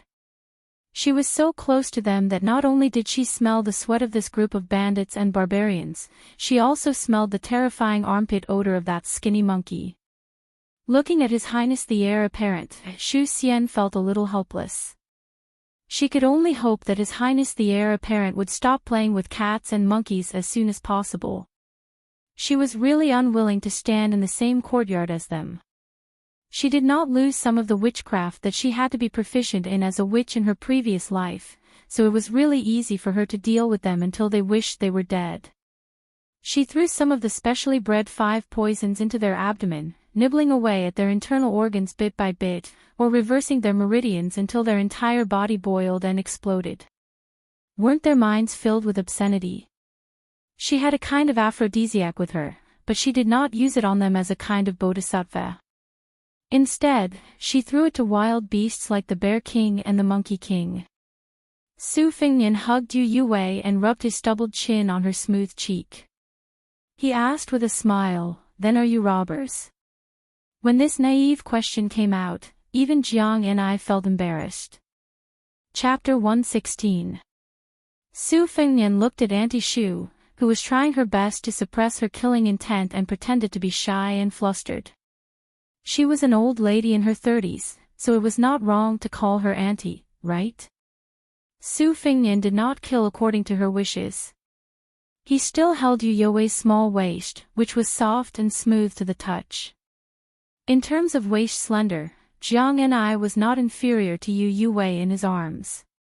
However, Su Fingnian was lucky enough to see Yu You's chest on the bed. In comparison, her small waist seemed to be very small. Su Fingnian just pointed at Shu Xiu and teased, "Heroes, if I hand over this beauty and let you love her, will you let us go?" The headmaster, who was holding 2 xianhua axes and wearing a tiger fur coat, glanced at Shu Xiu. Usually, with such a rare beauty in front of him, everything would be easy to deal with. However, a man who is not content is like a snake trying to swallow an elephant. The other 2 in the courtyard were obviously more delicious than the one closest to him. Even the most beautiful and arrogant Taoist nuns in the Qingyang Palace were not half as good as them. The headmaster had been on the mountain for 2 months and he was about to suffer internal injuries from holding back his evil desire. He was just short of finding a female monkey to have fun. The county governor went into the mountain to kill people every time, but there were many wanted posters of the big and small mountain kings in Qingqing posted in the county. He was one of them, so he could only risk being beheaded and occasionally disguise himself as a villager to relieve his lust in the city. Therefore, the first master, who could not wait to tear apart the girls' clothes to reveal their fair skin, spat out a mouthful of thick phlegm and viciously cut the girl holding the white cat. He loved this girl the most. Although the face of the female servant who was roasting meat was more beautiful, she was still a girl. She still needed to have more meat to withstand the whip of the big axe under her grandfather's crotch. The first master, who shared the good fortune, pointed at Yu Yue with an axe, turned his head and said with a smile, "This one belongs to me. No one can touch her. As for the rest, do as you see fit. Remember, don't torture her to death. Wash her clean and send her to my room." The third master was a down-and-out scholar. He had a belly full of evil tricks. In the beginning, he had tricked a girl to use the pretense of burning incense in Mount Qingqing to force himself on her in a sparsely populated place. Although he was careful, there was a careless mistake and he bumped into this group of bandits. He immediately sent the girl to his mouth with both hands. In a fit of anger, he became a bandit and gave advice to the two masters. Later, the girl could not bear to be humiliated one after another and hanged herself to death. Because he had not played enough, he was so angry that he did not even let go of the corpse. Taking advantage of the warm body, he tossed and turned for the time it took to burn a stick of incense. Even the first master and second master were endlessly impressed. In a moment of happiness, they made him the third master. The third master stared at Jiang and I and said with a gloomy smile, "This little sister belongs to me. I will take her back and train her well. Don't be afraid. I am a cultured person who has studied. I know how to dote on people." Only Shu Xiao was left. The skinny second master sourly said, "That year, the girl who was tricked into going up the mountain died. She was thrown down the cliff to feed the wild dogs." Su Fengnian snapped his fingers and asked, "I remember that this used to be Old Man Meng's territory. How come it changed to you guys?" The first master said with disdain, "That trash who did not even dare to kill people has long been driven away. Don't talk nonsense. Come out and accept your death. It is only a matter of Grandpa's axe." Su Fengnian let go of Yu Yue and stood up with his saber. The first master looked at this posture and was stunned for a moment. Then he laughed wildly and said, "Boy, you still dare to play with your saber in front of Grandpa." Su Fengnian lightly jumped down the stairs. His movements were graceful and untainted by smoke and fire. It was obvious that his inner strength was not ordinary. Seeing that the head of Xian Hua's flower axe was a little dumbfounded, he kindly reminded him, "Look behind you." The first master did not dare to turn around for fear of being sneakily attacked by this boy. He only turned his head and took a quick glance. What? Other than the second master and the third master, why was there only an unfamiliar girl in green standing? Why were all the brothers lying on the ground? The girl in green, who was more graceful than a handsome scholar, was holding a strong brother by the neck and hanging him in the air. These brothers were all pinched to death like this. The expressionless girl in green loosened her grip, and the dead brother fell limply to the ground without making a sound. Shu Xiao, who had been waiting for this moment until the end of time, shot out a kick. She did not hit the skinny second master's body. Instead, she saw the skinny second master's body being hit by a huge force. He bent like a bow and then flew out with a bang. His whole body was embedded in the wall. A circle of blood spread out evenly on the wall. It was like a mosquito that was slapped to death. After killing him with one kick, Shu Xiao reached out and combed her black hair behind her ear. She sneered and said, "Even if I hit you, I don't want to dirty you." The first master's Xianhua hatchet trembled violently in his hand. He did not dare to retreat. The girl in green looked like a female Yama who killed people without batting an eye. And the one who killed the second master, her internal energy that could kill people without touching was extremely terrifying. He did not dare to go forward. The old Taoist priest, who had always been calm and composed, looked like an old immortal of Mount Qingqing now. As for the elegant young master who made him jealous and hated him, was he also a difficult person to deal with? Could it be that he was going to die here today? With a thud, the third master, who was the most proficient in judging the situation, knelt on the ground and cried for his father and mother, begging for mercy. Su Fengnian only asked a question that confused people: Old Mang and his people are dead. The first master, whose life was hanging by a thread, quickly bowed and said, No, no, I have been friends with Old Mang for more than 10 years. I just asked him to change his territory with me. Chapter 117. Su Fengnian made an "oh" sound, as if a burden had been lifted from his shoulders. He instructed, Lu Qiantang, take these two out. Be quick about it. Their howling and wailing in the middle of the night is like a ghost. Also, Yang Qingfeng, you know a lot of unorthodox methods. I'll leave these corpses to you. Remember to move them further away and sleep beside the pile of corpses. I'm afraid that someone will be on tenterhooks for the whole night and won't have the energy to study and earn money the next day. Seeing the corpses, Jiang and I, who had already hidden behind the old god of swords, turned pale and did not have the time to refute. When Yu Yue was still Lu Qiantang, she was indifferent to life and death. Naturally, she was much calmer than Jiang and I. Su Fengnian did not even look at Lu Qiantang as he left the courtyard with one person in each hand. He only said to Blue Bird, Bring me a brush and ink, then follow me out. I have some things to draw. Grandpa Wei, I'll have to trouble you to accompany me to the Yinyang Pavilion with a wide view. The old Taoist priest Wei Shuyang stroked his beard and smiled. His Royal Highness is too polite. Coincidentally, I also missed that pavilion. When I followed my master to Mount Qingqing to cultivate when I was young, I rested there. Blue Bird and the old Taoist priest each held a torch as they led the way. Su Fengnian held a knife of high-quality rice paper that he had squeezed out from Jean San Lang. The brush in Blue Bird's hand was not the same as usual. It was the hardest and sharpest brush in Guangdong's Liaowei. Looking at the back of the three people, Jiang and I then looked at Yang Qingfeng, who was digging out the dead person from the wall and dragging it out of the courtyard.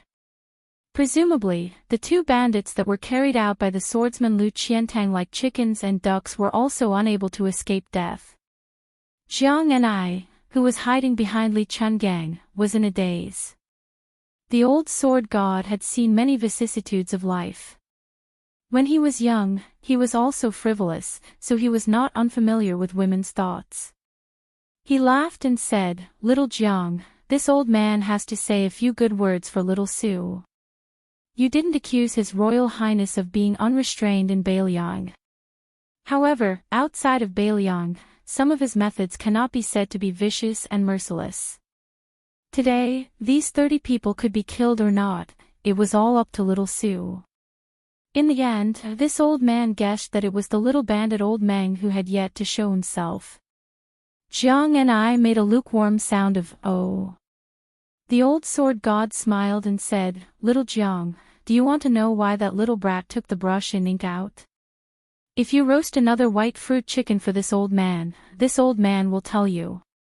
Jiang and I said unhappily, I don't want to know. Old Manly was someone who could not hide his words. With great difficulty, he swallowed the words that were at the tip of his tongue and said, Let's not talk about it. Otherwise, you will be frightened by this little brat's shrewdness and won't dare to practice the sword. Yinyang Pavilion. With this as the boundary, below the mountain was the world of the living, and above the mountain was the world of the dead. It made sense. Wouldn't those bandits who had barged into the courtyard become lonely souls in the world of the dead? Su Fengnian took a wooden board made by Blue Bird and sat down cross-legged. He spread the rice paper on top of it. Blue Bird wanted to grind the ink, so Wei Shuyang held 2 torches to light the way. With the help of the moonlight, he looked at the Qingqing mountain range in the distance.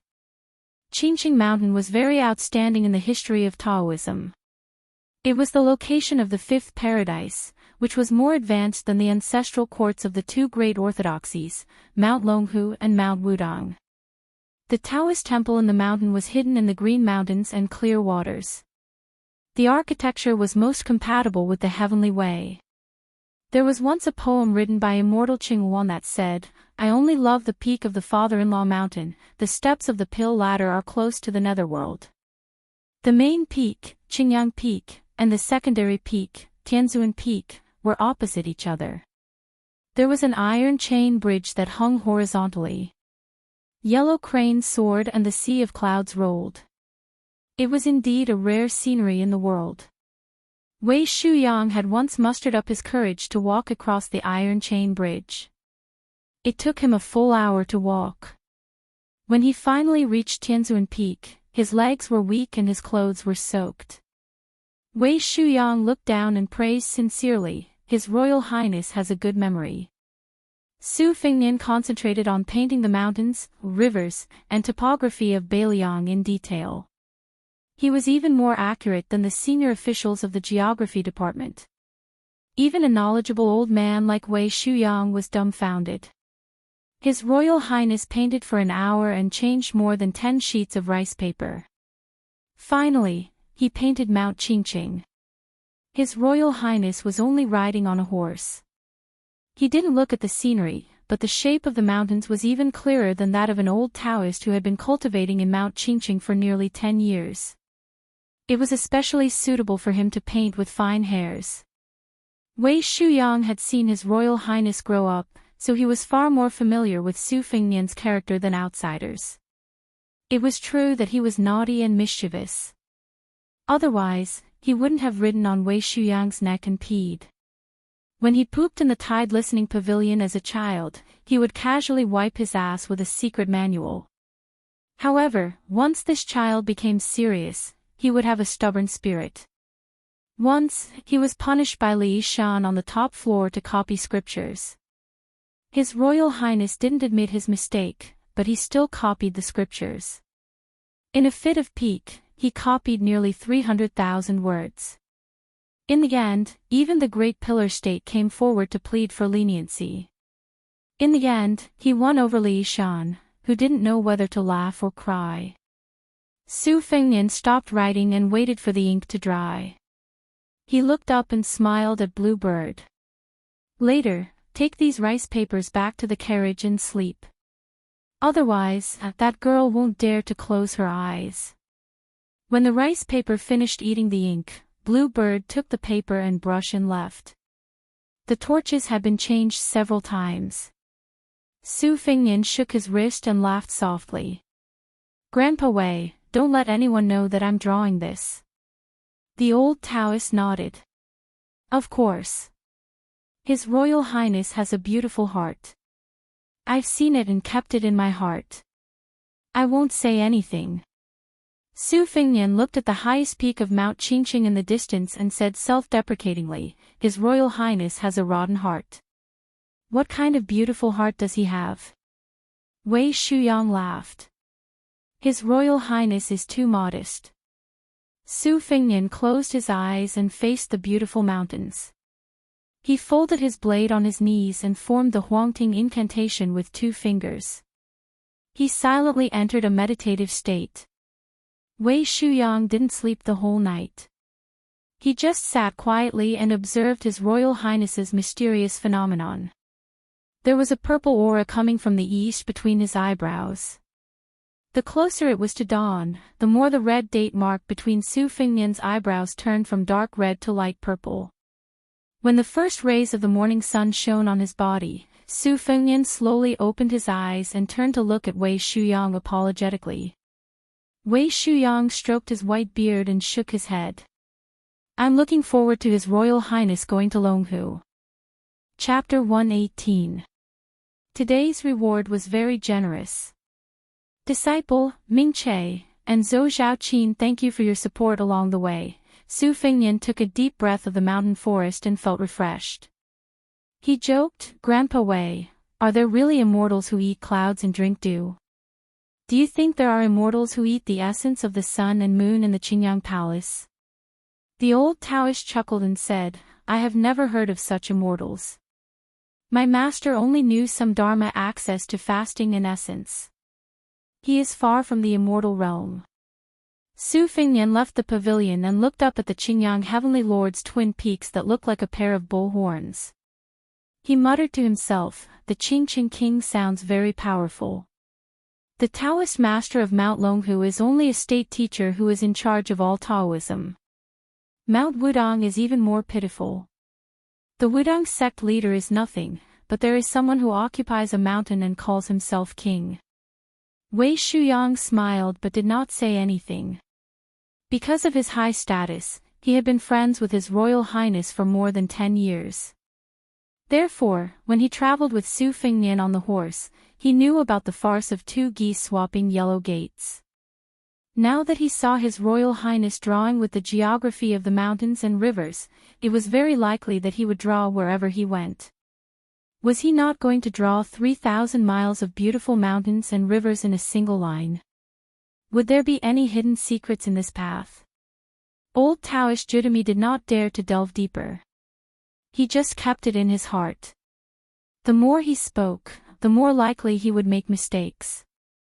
Almost all the scholars in Beiliang had their tongues pulled out by the Great Pillar State. No one dared to talk about the military and politics of the border. They only knew how to recite poems and couplets. However, there were a few poets who had the courage to join the military. In recent years, there were many bold and powerful famous poems that attracted the wanderers who wanted to become famous to join the military. Interestingly, many foppish young masters were tortured half to death by His Royal Highness and felt that they could not make it big. In a fit of anger, they went to the border to fight for military achievements. At least there was no His Royal Highness to suppress them at the border. In the Taoist temple, Su Fengnian saw the haggard Jiang Enai with red and swollen eyes. He could not help but smile. This girl's courage was not worth mentioning. Her only magnificent feat in this life was to kill him, right? Yu Wei slept much more soundly. Her eyes were clear, as if she had understood some things that she did not understand in the past. Her gaze toward His Royal Highness was much clearer and less cloudy and gloomy from her self-reproach. Su Fengnian could not be bothered with these minor details. He ate his breakfast carelessly and found the old god of swords, who was standing with his hands behind his back. The old man was staring at an old couplet with blurry handwriting. Su Fengnian lowered his voice and said, "There are some new things in the box of books in the carriage. If you have to escape in the future, I'll have to trouble you to bring the box along with Jiang and I." The old god of swords said lazily, "It depends on this old man's mood." Su Fengnian secretly bared his teeth. Seeing that the old god of swords was going to watch him and Lu Qiantang exchange blows, he did not criticize the old man for being a hero past his prime. Su Fengnian couldn't help but grimace when he saw the old man, who used to be one of the top figures in Jianghu, stretch out his arm to scratch his crotch. "Old sword godly, Grandpa Wei said that you used to be single and unrestrained in Jianghu, and that no one could compare with your green robe and sword. There were also countless outstanding women who had unrequited love for you. But you are acting like this now. Is it true that you didn't come from random flattery?" It was indeed wise not to tell Grandpa Wei that this old man was Li Chungang. As soon as the old man scratched his crotch, he stretched out his hand to brush his yellow teeth. His teeth were stained with shredded meat from the meat he ate last night. He gently flicked it away. Su Fengnian, who had seen everything, silently walked away, cursing in his heart, *ck this earth sword immortal. Following the road around the mountain, they passed by the 2 peaks of the mountain gate of Qingqing and arrived at the mountainside of Canopy Peak. From the 2 sides of the dense forest came a burst of noise mixed with cursing and pushing. The sturdy LV Qiantang stopped his horse and squinted his eyes to look. This man with a huge sword, red afterglow, sat upright on a tall and sturdy horse. Looking at the group of His Highness, the heir apparent from the layman's perspective, the swordsman LV Qiantang might only be slightly weaker than the halberd Ningame. This burly swordsman from Dongwei was undoubtedly able to intimidate the little rats. Lu Qiantang saw a thin and weak young man with a yellow face being pushed out of the forest and stumbling on the road, falling flat on his face. However, this young man did not speak to Lu Qiantang's group of people. Instead, he turned around and scolded, "Lu Reed, I'm not going to let your wife off tonight. Why did you push me? I don't have the strength to climb the wall to see you lying on your wife's body. You could have pushed anyone else, but you pushed me out. Let's see if I don't expose the fact that you touched a big girl's breasts in the market last month. Lu Qiantang looked at him coldly and slowly drew out his giant sword. A hoarse voice sounded in the dense forest, "Little bastard, are you looking for death? Why aren't you running? The wind is strong, let's go." It seemed that this group of robbers was much weaker than those from last night, but their eyesight was much better. The most amusing thing was that the young man stared dumbfoundedly at Yu Wei, Shu Xiu, and Blue Bird. Before he ran away, he shouted at the top of his lungs, "Sisters, you're even prettier than the immortal ants of Qingyang Temple." Yu Wei raised the corner of her mouth. This little thief was much cuter than those unlucky villains from yesterday. His Royal Highness rode out and slapped Lu Qiantang's hand with the embroidered winter saber. Yu Wei was very surprised, but it was a kind of joy from the bottom of his heart. His Royal Highness carried the embroidered winter saber on his shoulder and laughed, "Little Hawthorn." The young man was about to run into the dense forest, but he suddenly stopped and looked back at the strange young man on the horse. He only felt that the young man looked familiar, but he didn't know such a rich young man. What? Oh my God, did I get on the list of bandits in the city? It can't be. We have the lowest status among the dozens of bandits in Mount Qingqing. Even the head Meng was not qualified to have his portrait posted on the city wall. Because of this, the head Meng was very angry. He always said that he was the first bandit king of Mount Qingqing. Why didn't he get on the list? My old Meng has also kidnapped several wives and daughters of officials in the county. Didn't he just let them go after taking some money? Did he look down on us? The young man, who was nicknamed Little Hawthorn by his Royal Highness, was stunned for a moment. He stared at him for a while and then said uncertainly, "Su Fingnian." His Royal Highness narrowed his eyes and pursed his lips. Shu Xiu, who was very picky, was dazed for a moment. His Royal Highness was really charming. Not to mention a mature woman in her 30s like her, it could be said that women between 10 and 80 years old would be attracted. Su Fingnian jumped off the horse and smiled, "Isn't it? It's only been 3 years, and you can't recognize me." The young man was really a newborn calf who didn't know anything about the world. He didn't care about anything else and ran to Su Fingnian with a scream. He circled twice and excitedly reached out to touch Su Fingnian's saber and pulled the sleeves of Su Fingnian's brocade clothes. He was amazed and looked up to ask, "Su Fingnian, you are even more arrogant than last time. This time you are going to give money to old Meng again." Chapter 119. Su Fingnian didn't seem to mind that his clothes had been touched until they were dirty. He only used the embroidered dagger to knock the young man's head lightly and scolded with a smile, "Go away, last time you guys robbed me. This time it's me who should rob you guys." More than 10 ragged thieves jumped out of the dense forest. None of them weighed more than 150 kilograms. They were all poor, old and young. Most of them were wearing their own woven straw sandals. A few of them had weapons in their hands, but they were only carrying wooden spears and sticks. Compared to the group that attacked the Taoist temple at night, there was a world of difference. The leader, Old Meng, was a skinny old man who weighed more than 100 kilograms. He rubbed his eyes and finally recognized that the young man was the Su Fingnian that he had chased half a mountain away. He then looked at the majestic retainers on horses in fear. He carefully took 2 steps forward and asked from afar, "Su Fingnian, let's make things clear first. You spent all your money in the past few years. I only have 1 life left. If you want to take it, take it. If you frown, I will change my surname to yours." Su Fingnian looked around. Little Hawthorn, the timid old Meng, Lu, the man who loved his wife the most, Cripple Kong, and many other familiar faces were still there. They were all alive. Su Fengnian's smile was intoxicating. He hugged little Hawthorne's small body and said loudly, "Old man Meng, look at you.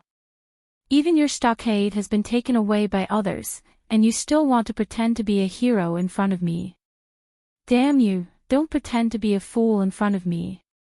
Go, pick a place near the water and I'll take you guys to eat your fill." Old Meng timidly said, "Su Fengnian, did you become a bailiff in the government office? Do you want to wipe us out?" Su Fengnian glared at him and scolded, "Nonsense. I came here to enjoy the scenery and see if I could meet you. Before I went up the mountain, I was wondering if you had starved to death. Now it seems that you are not far from it. You're the first master, and I feel ashamed for you." Old Meng's subordinates, Reed Pole, burst into laughter, making Old Meng, who has no dignity, feel very embarrassed. Old Meng smiled embarrassedly and said, "Hey, it's hard for a hero to stand out in this world. You little brat, your mouth is still unforgiving. Well, let's go." Yu Youwei's eyes widened, and Shu Xiu's charming face stiffened. Jiang Ni's little head peeked out from behind the curtain. He just couldn't understand what was going on. Old Meng led the way to a picturesque place near the water. There were a few shabby thatched huts, with some ragged clothes hanging on the bamboo poles. If this was considered as occupying a mountain and becoming a king, who in the world would be willing to be a bandit? Young Qingfeng, who came and went like a ghost, came out with countless game animals. This group of bandits, who had worked hard to set 10 traps but still couldn't catch a single wild rabbit or pheasant, were drooling. Su Fengnian sat on a stone by the stream. Little Hawthorne lay behind him and hugged Su Fengnian's neck, ignoring Old Meng's enthusiasm. Su Fengnian teased, "Well, Old Meng, you're the leading hero of Mount Qingqing. What are you afraid of? Little Hawthorne is braver than you." Little Hawthorne laughed happily and said, "I told Old Meng to give me the position of the first master. How could he be willing to do that? He insisted on waiting for a few more years." Su Fengnian nodded and said with a smile, "He was lying to you. Did you really believe him? Why don't you come down the mountain with me? I'll take you to eat fish and meat every day." Little Hawthorne secretly turned to look at a few fairy sisters not far away and said, "Forget it. I grew up on this mountain. If I leave, Old Meng will die of grief." "But Su Fengnian, who are those sisters to you? They're so pretty. They're much prettier than little Kay, from Lu Wei's family." A young girl of 12 or 13 years old put her hands on her hips and said angrily, "What did you say, stupid Hawthorne?" Su Fengnian turned to look and said in surprise, "Little Kay, you're all big girls now. Come, stand closer and let Brother Su take a closer look." Little Hawthorne secretly told Su Fengnian, "Kay likes you a lot. I've heard her talking in her sleep a few times." The little girl, whose skin was tanned by the sun, blushed. She must have accidentally seen Yu Youwei and the other girls and felt a little inferior and timid. She just stood far away and did not dare to get close to Su Fengnian. When she was young, Brother Su taught her to play a little tune with a leaf. She learned it for a long time and now she had mastered it. When there was no one around, she would secretly play it a few times. He used to make a promise that he would come and see her when she grew up. Su Fengnian finally tricked the shy little Kay to sit beside him. They ate Old Meng's best smoked and roasted game together. The little girl had really grown up. She knew how to chew slowly without showing her teeth. Su Fengnian saw that Old Meng's eyes were blank and full of fear. He frowned and asked, "Is there something on your mind, Old Meng? Tell me about it." Old Meng squeezed out a smile and shook his head. Little Hawthorne, who was chewing on a wild munch, could not hold back her words. Her eyes turned red and she said sadly, "Su Fengnian, we owe them money. If we can't pay them back, they will take Kay away. The last time they came, they tore down our house and said that if we can't pay them back in 2 days, they will make their maid. Su Fingnian smiled and said, "It's okay, I'll help you pay them back. When you robbed me in the past, you said that I was one of the wealthiest young masters in the world. It wasn't a lie." Old Mang said softly, "It's no use. We owe them more than 20 taels of silver. Furthermore, they are not after the money. They just want to take Kay away. You know that daughters are more precious than anything else in the mountains. Lulu and I have discussed it. At most, we will fight with our lives on the line. When the time comes, we will let little Hawthorne take Kay and escape down the mountain. Old bones like us won't be able to move, and we don't want to leave either. After all, we have been here for more than 20 years. We can't bear to leave. We are just waiting for the day when we die on the mountain. Su Fingnian, Old Mang knows that you have some silver and I appreciate your kindness. However, those people are not kind people. They kill and burn without blinking. I don't know how many girls have been harmed by them. After you finish eating, you should leave quickly. It's best if you don't even want to stay on Mount Qingqing. It's not peaceful." Su Fingnian asked, "You owe them money. Was it the first master who used a pair of axes?" Old Mang said with lingering fear, "That's not the case. If it were those people, we would have died long ago. Old Mang would rather starve to death than borrow money from them." Sigh. A good man takes responsibility for his actions. Old Mang has been sloppy all his life.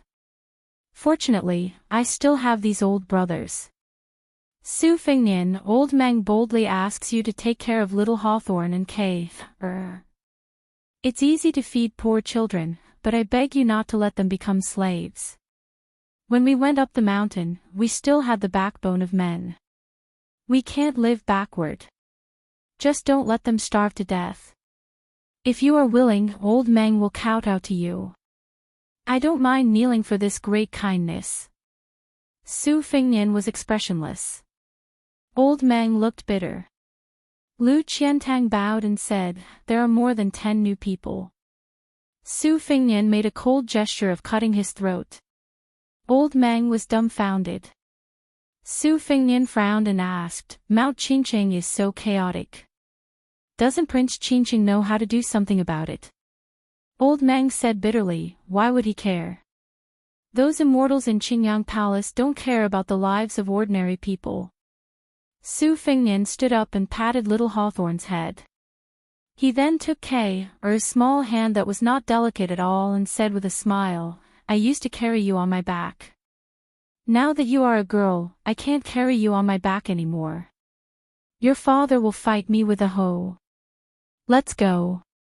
Take Kay, to Qingyang Palace to see the immortals." Chapter 120. Su Fingnian held little Hawthorne in one hand and Kay, in the other as they walked away. Old Man Meng, who had been a bandit for more than 20 years, had mixed feelings. Back then, when he had brought his old brothers to see the master and servant touring Qingqing, even a blind person would know that they were a fat sheep dripping with oil. A dozen people had rushed up to intercept them. Old Man Meng had just said that as long as they had money, they would not hurt anyone. This timid young master had already fled on horseback. If he had not been unlucky enough to be knocked off his horse by a branch, he would have really run away in a panic. Old Man Meng could not do the immoral business of robbing money and killing people. Unexpectedly, he had accidentally found several large piles of banknotes and some strange books on this fat sheep. The group of old fellows were all dumbfounded. It turned out that this fat sheep had an extraordinary background. Without needing Su Fingnian to beg for mercy, Old Man Meng had taken the initiative to take a banknote worth 100 taels of silver and return the rest. It was not that Old Man Meng viewed gold and silver as dung. It was just that several groups of people on Mount Qingqing had robbed wealthy families and attracted the attention of hundreds of armored soldiers from the county's military office. Those who were unlucky had their lairs smashed, while those who were luckier had not been able to sleep soundly. Old Man Meng did not want to drag his group of brothers to the downtown area to be beheaded in public. After a while, they had gathered in the Taoist temple to eat some roasted game. The fat sheep and the grassland bandits had unexpectedly become familiar with each other. This fellow was not very courageous, but his skin was really as thick as a city wall. He had shamelessly stayed with them for half a day and was addicted to eating and drinking. Every day, he would lie about how he was a rich young master from Beiliang. Who would believe him? Did he think that he was the son of a noble family just because he had a few thousand taels of silver? Our old man Meng has seen the world. Later on, old man Meng kicked him down the mountain. We are doing a job with our heads hanging on our belts. What if we implicate the two good people, master and servant, in the process? This fellow had a good conscience. Before he went down the mountain, he had given an extra 100 taels of silver, saying that he would keep it for Kay, or to buy clothes and rouge when she grew up. However, business had been slow in the past 3 years. More than half of it had been extorted by a few little immortals from Qingyang Palace. Then, he had been on good terms with a few groups of people in the same industry who had borrowed but never returned the money. Half a year ago, he had had no choice but to borrow 30 taels of silver from Ing Xianfeng. Lu ran over with his head full of sweat. His lips were pale and trembling as he said, "Old man Meng, Ing Xianfeng and those bastards are all dead. They were all killed by that guy with the big sword." Old Lu was as thin as a reed pole, but he had married a wife who was heavier than both of them. Moreover, he had given birth to a little girl who was getting more and more beautiful as she grew up. Old Lu wiped his sweat and sat on the ground. He gasped for breath and said softly, "This swordsman is too overbearing. He killed several people with one strike. How many of them could they withstand? They were all dead. None of them had a whole corpse. Old man Meng, you are the smartest one among us. Think about it. Are we lucky or doomed? If we met Ing Xianfeng and his gang, we would have fought with our lives. However, Su Fengnian is a real person. If he holds a grudge against us, wouldn't it be like playing with us?" Old man Meng thought for a while and said bravely, "It's a good thing. Su Fengnian doesn't look like an official's son who kills people like flies. He really likes little Hawthorne and Kay. We can all see this. He can't be bad. Otherwise, we wouldn't have survived." Lu Reed whispered, "What is the background of this Su Fengnian?" Old man Meng reached out and touched his back. It was wet. He shook his head and said, "How would I know?" Lu Reed was surprised. "Hey, what about the servant, old Huang?" Old man Meng said absent-mindedly, "Have you ever seen a servant who can run as fast as a horse? That's why I didn't dare to ask for more money." Lu suddenly realized what was going on. He slapped his thin thigh and accidentally slapped it too hard. He sucked in a breath of cold air. Cripple Kong, who always liked to hide at the back of the group, ran with great momentum today, or rather, he pissed his pants in terror. This cripple used to like to jest with Su Fengnian, bragging about how he was more handsome than Su Fengnian when he was younger. Now, his face was pale as he shouted, "There are people from the Yamen." With a rough glance, there were at least 100 people. They were all riding horses with sabers and crossbows. Compared to the officers and soldiers who went up the mountain to encircle and suppress them, the difference was like heaven and earth. Old Kong had served in the army before. He recognized the famous Beiliang sabers. They are Beiliang sabers. These 100 people can flatten the entire Mount Qingqing, let alone us. Old man Meng and Lu Reed looked at each other. They could only wait for death. Fortunately, little Hawthorne and Kay were not here, so they could die without grievance. Who would have thought that when these 100 elite light riders arrived at the stream bank, their leader, a general in heavy armor and holding a halberd, took off his helmet. With a smile he looked at Old Man Meng's group of rarely seen kind-hearted thieves, and spoke as softly as possible. This general is Ningame. His young master Su said not to disturb Mr. Meng. It's just that our cavalrymen have always regarded the horses as their comrades. On the way up the mountain, we couldn't find a water source, so we had to break the rules and disturb you. Mr. Meng, please don't blame us. Old Man Meng spoke with a thick Yongzhou accent. He was confused and asked, "What did the general say?" Ningame patted his ink-black beloved horse. He smiled and said, "The horse wants to drink water, so we took a break." Chapter 121. Old Man Meng felt relieved and said, "General, you don't have to be polite. Drink as much as you want. You can even drink all the water in the stream." Ningame cupped his fists and turned around to say sternly, "Hold on tight for a stick of incense." The 100 light cavalry from the Phoenix Battalion didn't make any noise. Only the sound of the horses drinking and snorting could be heard. The Liang dynasty had always been recognized as the best warhorses in the spring and autumn period. Their horse policy was flourishing and the imperial court paid special attention to it. The martial arts books said that horses were important to the country. The other countries in the spring and autumn period either didn't pay attention or didn't have large pastures like West Chu. Northern Liang claimed to have 300,000 iron cavalry. Every war horse had to be recorded in detail from the moment it was born. There were almost complicated and harsh military rules and regulations. Anyone who cut off the horse's food was guilty of the same crime as cutting off the soldiers' rations. They weren't allowed to ride horses to hunt outside of war. If they let someone ride them, they would be whipped 100 times.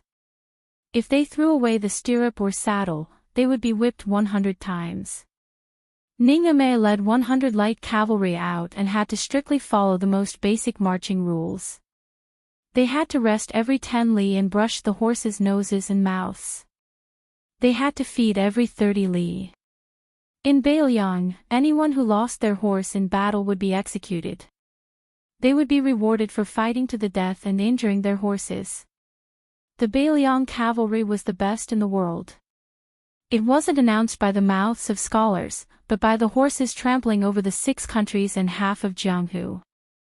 Cripple Kong, who had once done odd jobs in a drill ground in Yongzhou, had claimed to have joined the army before. He raised his voice and asked carefully, "General, are you from Beiliang?" Ningame smiled and said, "I'm not a general, but we are from Beiliang." Cripple Kong gave him a thumbs up and said, "Beiliang cavalry, there's nothing to say. When I was in the Yongzhou army, I heard a lot about the achievements of Beiliang's 300,000 iron cavalry. Today, I've finally seen it with my own eyes." Ningame smiled and didn't say anything. Cripple Kong squatted on the side and observed carefully. These 100 Beiliang cavalry were much stronger than the Yongzhou army. He estimated that 3 Yongzhou soldiers against 1 Beiliang would be difficult. Ningame waited for the warhorses to finish drinking and put their armor back on and shouted, "Get on the horses." More than 100 light cavalry mounted their horses. Their movements were exactly the same, as smooth as flowing water. Old Man Meng and the others were dumbfounded. They only felt that this group of Northern Liang cavalrymen had a strong murderous aura just by mounting their horses. If they charged, who would dare to stop them? Lulu watched as the Northern Liang light cavalry left in an orderly manner. He clicked his tongue and said, "Old Man Meng, I'm convinced. You're right. That Su Fingnian's father is an official. Maybe he's the son of a general. Where, T. Of. Cripple Kong nodded and said, "You're right." Lu Reed smiled and said, "You want more? Old Meng, why don't you just say that Su Fingnian is the son of the Great Pillar State? There's nothing more important than that, right?" "Ha! Su Fingnian. Doesn't that mean he has the same surname as the king of Beiliang?" The 3 of them stared at each other. Old Meng, who was almost choked to death, finally let out a sigh and whispered, "Doesn't look like it." Cripple Kong nodded and said, "Doesn't look like it." Blue Reed agreed and said, "Doesn't look like it at all." Qingyang Peak was steep and precipitous, like a sword pointing at the sky. As the saying goes, looking at a mountain is close to death. There was still a long way to go to reach the Qingyang Palace at the top of the mountain. Perhaps they could only reach the peak at night. Fortunately, the scenery along the way was picturesque. The ancient trees towered into the sky, the streams were deep and secluded, and the cliffs were carved with apes and monkeys. It was not boring at all. Many old people who believed in the way of the 9 bushels of rice would walk for 10 days with their own rations in order to burn incense at the top of Qingyang Peak. Su Fingnian and Little Hawthorne rode on the same horse. Yu Wei was carrying Kei. The little girl liked the white cat Wu Mingyang very much, so she just happened to hold her in her arms. Su Fingnian raised his head and looked through the lush ancient trees at the clouds and the sunset. It was as gorgeous as the ocean. Little Hawthorne held the embroidered winter saber that he had borrowed from Su Fingnian with both hands. He smiled and said, "If we go up a little more, we will reach the Zhaihe Pavilion. I heard that it will take a few hours to reach the top by foot. It will take at most 2 hours by horse." In the past, Kei and I only dared to walk to the edge of the pavilion. The fairy ants have bad tempers and will scold people. Su Fingnian asked, "Are there many female Koan Taoists on the mountain?" Little Hawthorne was confused. "What?" Su Fingnian smiled and explained, "Female Taoists." Little Hawthorne nodded and made a face at Kei. He smiled and said, "There are many. They are all prettier than Kei. But they are not as pretty as the sisters you brought." Su Fingnian knocked the young man's head and smiled as he lectured him, "Let me teach you a principle that I spent countless silver taels to buy. When you see a beautiful girl, you have to praise her with all your might. If she is not so beautiful, you have to praise her as extremely beautiful. If she is really ugly, you have to at least say that she is delicate and graceful." Little Hawthorne looked embarrassed and said honestly, "I can't learn this. Look at how black Kei is. I always say that she is as white as a piece of charcoal." Su Fingnian laughed and said, "Aren't you asking for a beating?" Yu You's lips curled up as she touched the little braids of the girl in her arms. Kei also snickered. She did not care who Su Fingnian was. She only remembered that Su Fingnian was the one who taught her how to blow the leaf whistle. He said that he would come to see her and would even take her to the Qingyang Temple to see the fairies. Chapter 122. Su Fingnian and his entourage got down from their horses to rest, but they did not even see a single pheasant. Instead, there were 6 or 7 female Kuindao Taoist crowns surrounding a young man with an imposing appearance. He was wearing a Taoist robe, holding a Xinshao-style peachwood sword with a fragrant wooden body. On his head was a much-criticized Xiaoyao headband decorated with a cloud pattern. Behind the hat, there were 2 long sword head streamers, which swayed when he moved. However, the elderly great Jinren and old Taoist priests all agreed that it was not dignified. Not every young Taoist priest had the courage to wear it. The female Taoist crowns were beautiful and delicate, making the young Taoist priest even more unrestrained. This handsome Taoist priest reclined on the bench in the pavilion, while several female Taoist crowns beside him were peeling off green goat chestnuts and putting them into his mouth. If such an immortal mansion was seen by old Mang and his gang of thieves, wouldn't it be the demeanor of an immortal?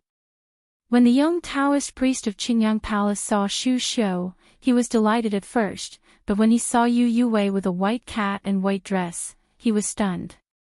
When he saw Jiang Yan'ai who jumped down from the carriage, he could not hide the amazement in his eyes.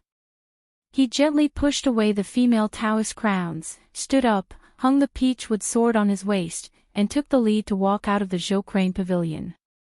He bowed elegantly and politely to the end. After raising his head, he stood still and looked at Su Fingnian with a smile, slowly saying, Qingyang Palace's little Taoist Wu Shizhen, Su Fengnian would not give this Taoist priest a chance to boast. He let Lu Qiantang open the way and went straight to the Zhou Crane Pavilion. He rudely interrupted, Wu Shizhen. Who is Prince of Qingqing Wu Lingxiu to you? Those female Taoist priests originally had a good impression of Su Fengnian. In terms of appearance, His Highness the Crown Prince, who was not like Su Xiao but was 80% similar to the princess consort, was a rare combination of a man and a woman. If it weren't for the past 4 years of travel and the sharpening of the knife, which wiped off a lot of cosmetics, he would be more pleasing to women. Of course, compared to Wu Shizhen, he was more presentable. Although Su Fengnian's physique was stronger now, he was not as sharp and feminine as before, but his yin qi was more vigorous. So far, he was only inferior to Bai Hu Er's face. Although the female Taoist priests of Qingyang Palace were surprised by the handsomeness of the rich and luxurious man in front of them, they had been with Wu Shizhen for a long time and were used to speaking in a refined manner. They could not stand Su Fengnian's straightforwardness. Their faces immediately darkened. Where did this playboy come from? How dare he call Prince of Qingqing's name directly? Wu Shizhen glanced at Lu Qiantang and Xu Xiu who were standing in a triangular formation. He could only see that Xu Xiu was a female fox with a soft body and charm on the inside. However, Lu Qiantang's red cloud sword seemed to be heavier than 10 peachwood swords added together. Wu Shizhen did not panic at all. He still greeted with a smile and calmly said, Palace Master is my father. Su Fengnian sneered, then you have a powerful father. Prince of Qingqing. It sounds impressive. In our dynasty, there are only 2 princes with different surnames. You have reincarnated well. The female Taoist priests were all furious. They whispered and cursed. Obviously, they were annoyed by Su Fengnian's words. Wu Shizhen was indeed the son of Prince of Qingqing. He just chuckled and said, judging from your accent, you are from Liangzhou. Su Fengnian nodded arrogantly. He was a playboy who claimed to be second in Beiliang and no one dared to claim to be third, let alone first. He did not need to put in any effort to pretend. He naturally had a domineering arrogance that made people's scalps numb. He pointed at Wu Shizhen, who had been smiling obsequiously, and said arrogantly, my father is not much worse than Prince of Qingqing. He is a general with a commander's seal. Over the years, he has accumulated a large amount of wealth. I feel that there is too much gold and silver in the house. I heard that there are immortals in Mount Qingqing, so I want to see if I can buy some longevity methods and live 100 more years. If I can succeed, I can even move 100 kilograms of gold to Qingyang Palace, let alone 1,000,000 taels of silver. At the very least, I can go to Qingyang Palace and get some good books on the art of sex. You, Taoist priest Wu Shizhen, since you are the son of Wu Lingxiu who was crowned as king, take me to Qingyang Palace at the top of the mountain. If your father does not have the ability to be king, I will tear down your Qingyang Palace. Wu Shizhen squinted at Wei Shuyang who was dressed in Taoist robes of 9 pecks of rice. He said, please follow me up the mountain. I am not boasting, but there are some unique Taoist books in Qingyang Palace that seek longevity. Since you have brought the old Taoist immortal of 9 pecks of rice, you will know at a glance. Su Fengnian said arrogantly, then why don't you hurry up and lead the way? If I am satisfied, all the gold and silver will be yours. Wu Shizhen led a group of furious Qingyang Palace female Taoist priests on foot. He abandoned the bamboo recliner in the corner of the crane pavilion. Su Fengnian, who was riding on the horse, knocked Wu Shizhen's head with the scabbard of embroidered winter and asked, Wu Shizhen, tell me how your father is an immortal. Chapter 123. Wu Shizhen was already drenched in sweat. He panted as he replied, my father was originally a hermit at Mount Longhu's alchemy cliff.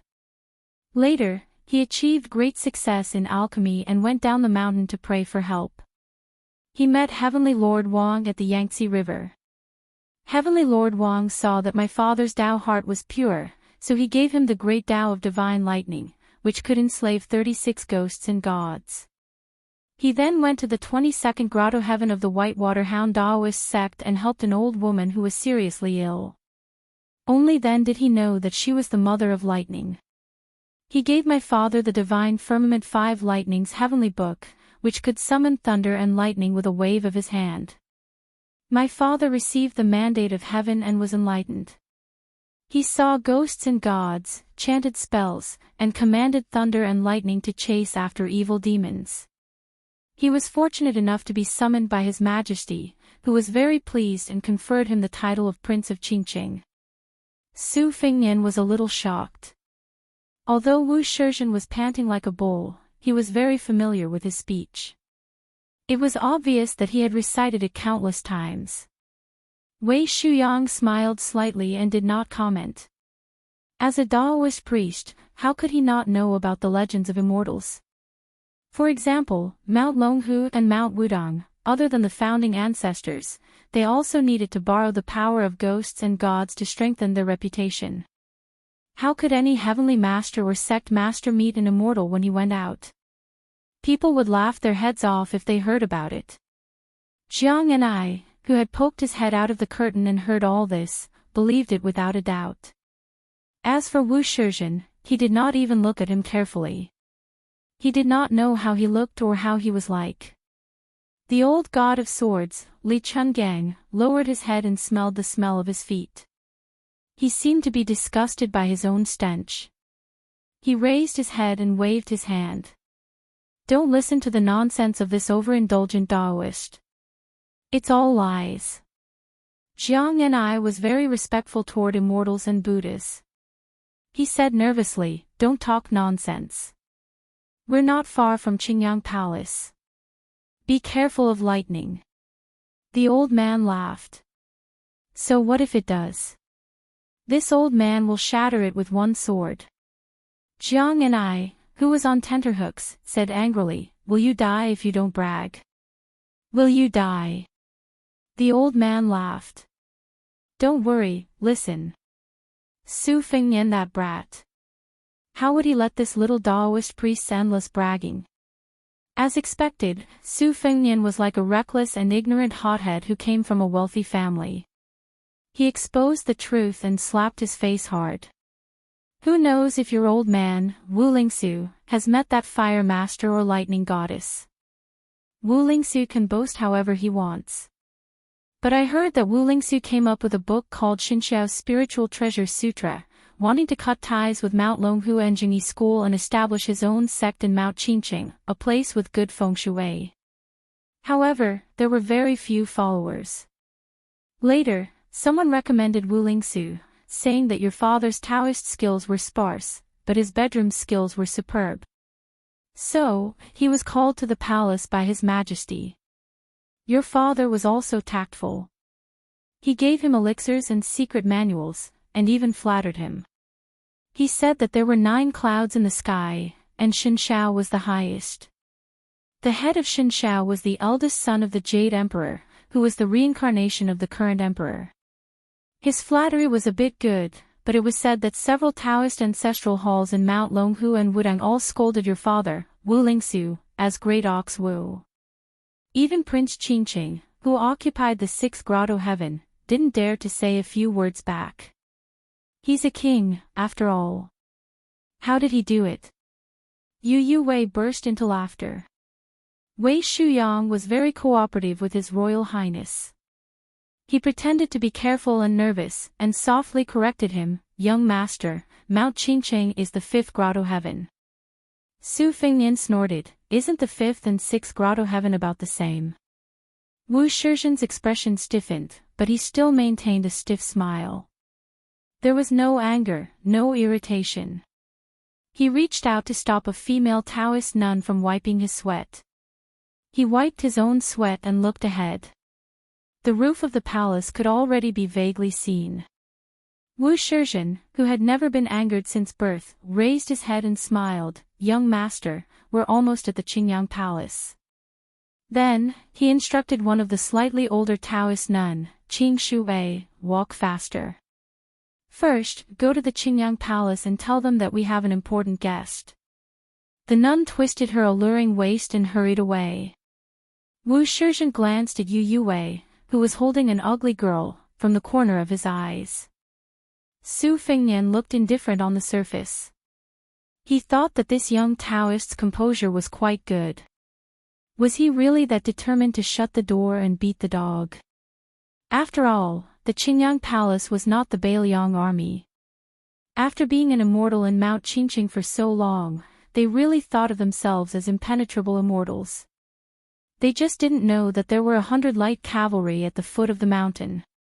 Su Fengnian saw the front hall of the Qingyang Palace from afar. He squinted his eyes and said, "Wu Shizhen, does anyone call you Little Bull Wu?"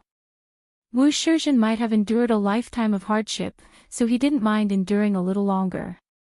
In his heart, he had already scolded this ignorant son of Beiliang 100 times. He was just waiting to enter the Qingyang Palace to teach this guy a lesson. Since he could already see the Qingyang Palace with his father in charge, Wu Shizhen's smile became even brighter. He raised his head and said, "Little Bull Wu. This is the first time I've heard of it." Su Fengnian pointed at Shu Xiu in front of him with embroidered clothes. He laughed with Wu Shizhen and said, "If there's really a superior bedroom technique that can catch my eye, do you see? This woman is proficient in the art of seduction. She's a little old, but she's familiar with it. I guarantee that a Taoist like you will only envy mandarin ducks and not immortals. I don't mind giving Aunt Shu to you. We hit it off, and I'm never a stingy person." Shu Xiu's delicate body trembled obviously. Wu Shizhen glanced at Shu Xiu's back. She was indeed a much more beautiful woman than the Taoist women in the palace. Looking at the curve of her body touching the saddle, she was really round. "You just entered my Qingyang Palace. You called my father, the Prince of Qingqing, Wu Lingsu, Big Cow Skin Wu, and called me Little Cow Skin Wu. Is one stunner enough? What about the rest?" It wasn't easy for Su Fengnian to finally see Wu Shizhen's smug look, and he was somewhat impressed. Wang Shizhen's patience and disguise were much better than most of the hedonistic sons of northern Liang. Su Fengnian said to himself, "Well, let's enter the Qingyang Palace first." Chapter 124. Wu Shizhen pricked up his ears but still couldn't hear Su Fengnian's mutterings. Seeing a large number of Taoists pouring out of the Qingyang Palace, he was suddenly filled with pride. He quickened his pace and distanced himself from Su Fengnian, who was carrying 2 blades. Only then did he point to a stone tablet outside the palace and chuckle. On it are the words "Duke and Marquis dismount." It was bestowed by His Majesty the Emperor. Su Fengnian glanced at it and recognized the handwriting. It was indeed written by the Emperor. It was the same as the Tide Listening Pavilion's 9 dragons plaque. It was standard, but there was no charm. Su Fengnian ignored him and urged his horse up the palace. The horse stepped on the white jade steps, the sound of hooves exceptionally crisp. Wei Shuyang followed closely behind. Lu Qiantang and the other 2 followed suit. Especially Lu Qiantang, he was extremely pleased. Duke and Marquis dismount. I, Lu Qiantang, can turn a blind eye to a commoner of a fallen country. Shu Xiu, who was almost handed over to the Qingyang Palace by His Royal Highness, had an ugly expression. The sound of the horse's hooves was particularly heavy. Wu Shizhen didn't stop them. This most gentlemanly son of the Qingqing prince tidied up his headscarf and robe and slowly walked up the steps. All the masters of the Qingyang Palace poured out, no less than 50 people. His father, Wu Lingsu, established the Shinshao sect, which was a glorious start to a sect. In addition, he was conferred the title of king. Although all the Taoists of 9 bushels of rice were driven out, he still attracted many capable people who came because of his fame. Finally, 36 people formed the Shinshao sword formation. Once the formation was activated, the 36 swords whistled and thundered. When he was young, he saw countless old Taoists of 9 bushels of rice from Mount Qingqing come to the Qingyang Palace to reason.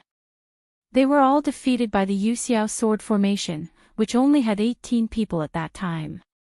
Now the Qingyang Palace was unparalleled in Mount Qingqing. The Yuxiao sword formation was said to be invincible against those below the 2nd rank, and the Xinshao sword formation could even contend against those below the 1st rank. Wu Shizhen wasn't a frog in a well. He knew that there was a gap between these 2 sword formations and the 3 great sword formations, which had been famous for hundreds of years. However, could this group of people in front of him withstand it? The brawny man with the big sword was a little tricky to deal with. The bodyguard with snow-white hands might also have some strange skills. As for Taoist priest Mi, who was closest to the young master, Wu Shizhen had never taken him seriously. Wu Shizhen, who was confident of victory, was in a difficult position. Translator, Transin editor, Transin translator, Transin editor, Transin translator, Transin editor, Transin translator, Transin editor, Transin translator, Transin editor, Transin translator, Transin editor, Transin translator, Transin editor, Transin translator, Transin editor, Transin translator, Transin editor, Transin translator, Transin editor, Transin translator, Transin editor, Transin translator, Transin editor, Transin translator, Transin editor, Transin translator, Transin editor, Transin. Why would Wu Shizhen care about the annual offering of a few hundred taels of silver? These 2 female Taoists were a pair of aunts and nieces. At first, they resisted in every way possible, but after tasting the feeling of cultivating with a sheep and a goat, they were very obedient. Being happy immortals in the Qingyang Palace was much more pleasant and relaxing than being ordinary people at the foot of the mountain. Which secular woman didn't want to be able to retain her youth? His father said that even the imperial concubines couldn't avoid it. There were many ways to distinguish between people and horses. Wu Shizhen only chose the one he was most interested in, which was how to identify dual cultivations, tripod furnaces. He could tell at a glance that this tripod furnace's quality was very good. The one who was ridiculed by Aunt Shu was top grade. The maid in green who drove the carriage and the beautiful maid who only poked her head out once were top grade. The charming woman riding the horse with the black girl in her arms was celestials that made people drool. She was 2nd celestial's lotus bodhisattva. Wu Shizhen was tempted. He wasn't troubled by this Bailiang's retainer Xiongjin. He didn't care which Bailiang general's descendant he was. He had the ability to bring thousands of cavalry to Qingqing, but Yongzhou, which General Gu Jiantang had built into an iron bucket, wouldn't allow Bailiang's soldiers to cross half of the province. We're both military men with outstanding achievements. How could you, Su Shao, obtain the Pillar State's title and be conferred the title of King of Bailiang? How could I, Gu Jiantang, be only one of the 8 Pillars State? I'm an official in the imperial court, but the military power in my hands is as light as a feather. Wu Shizhen didn't think Gu Jiantang would be so magnanimous as to laugh it off. In the past 10 years, Yongzhou's generals had changed frequently. A third of General Gu's old subordinates had either intentionally or unintentionally been inserted. At the beginning of the year, when his father was drinking, he privately said, Gu Jiantang and Lame Su are going head-to-head. The Gu's surname Su is slightly inferior to Lame Su in terms of scheming and strength, but Gu Jiantang is only 43 years old. That's enough. If Su Shao was so embarrassed, how could a Bailiang's general be so? How could Wu Shizhen be afraid?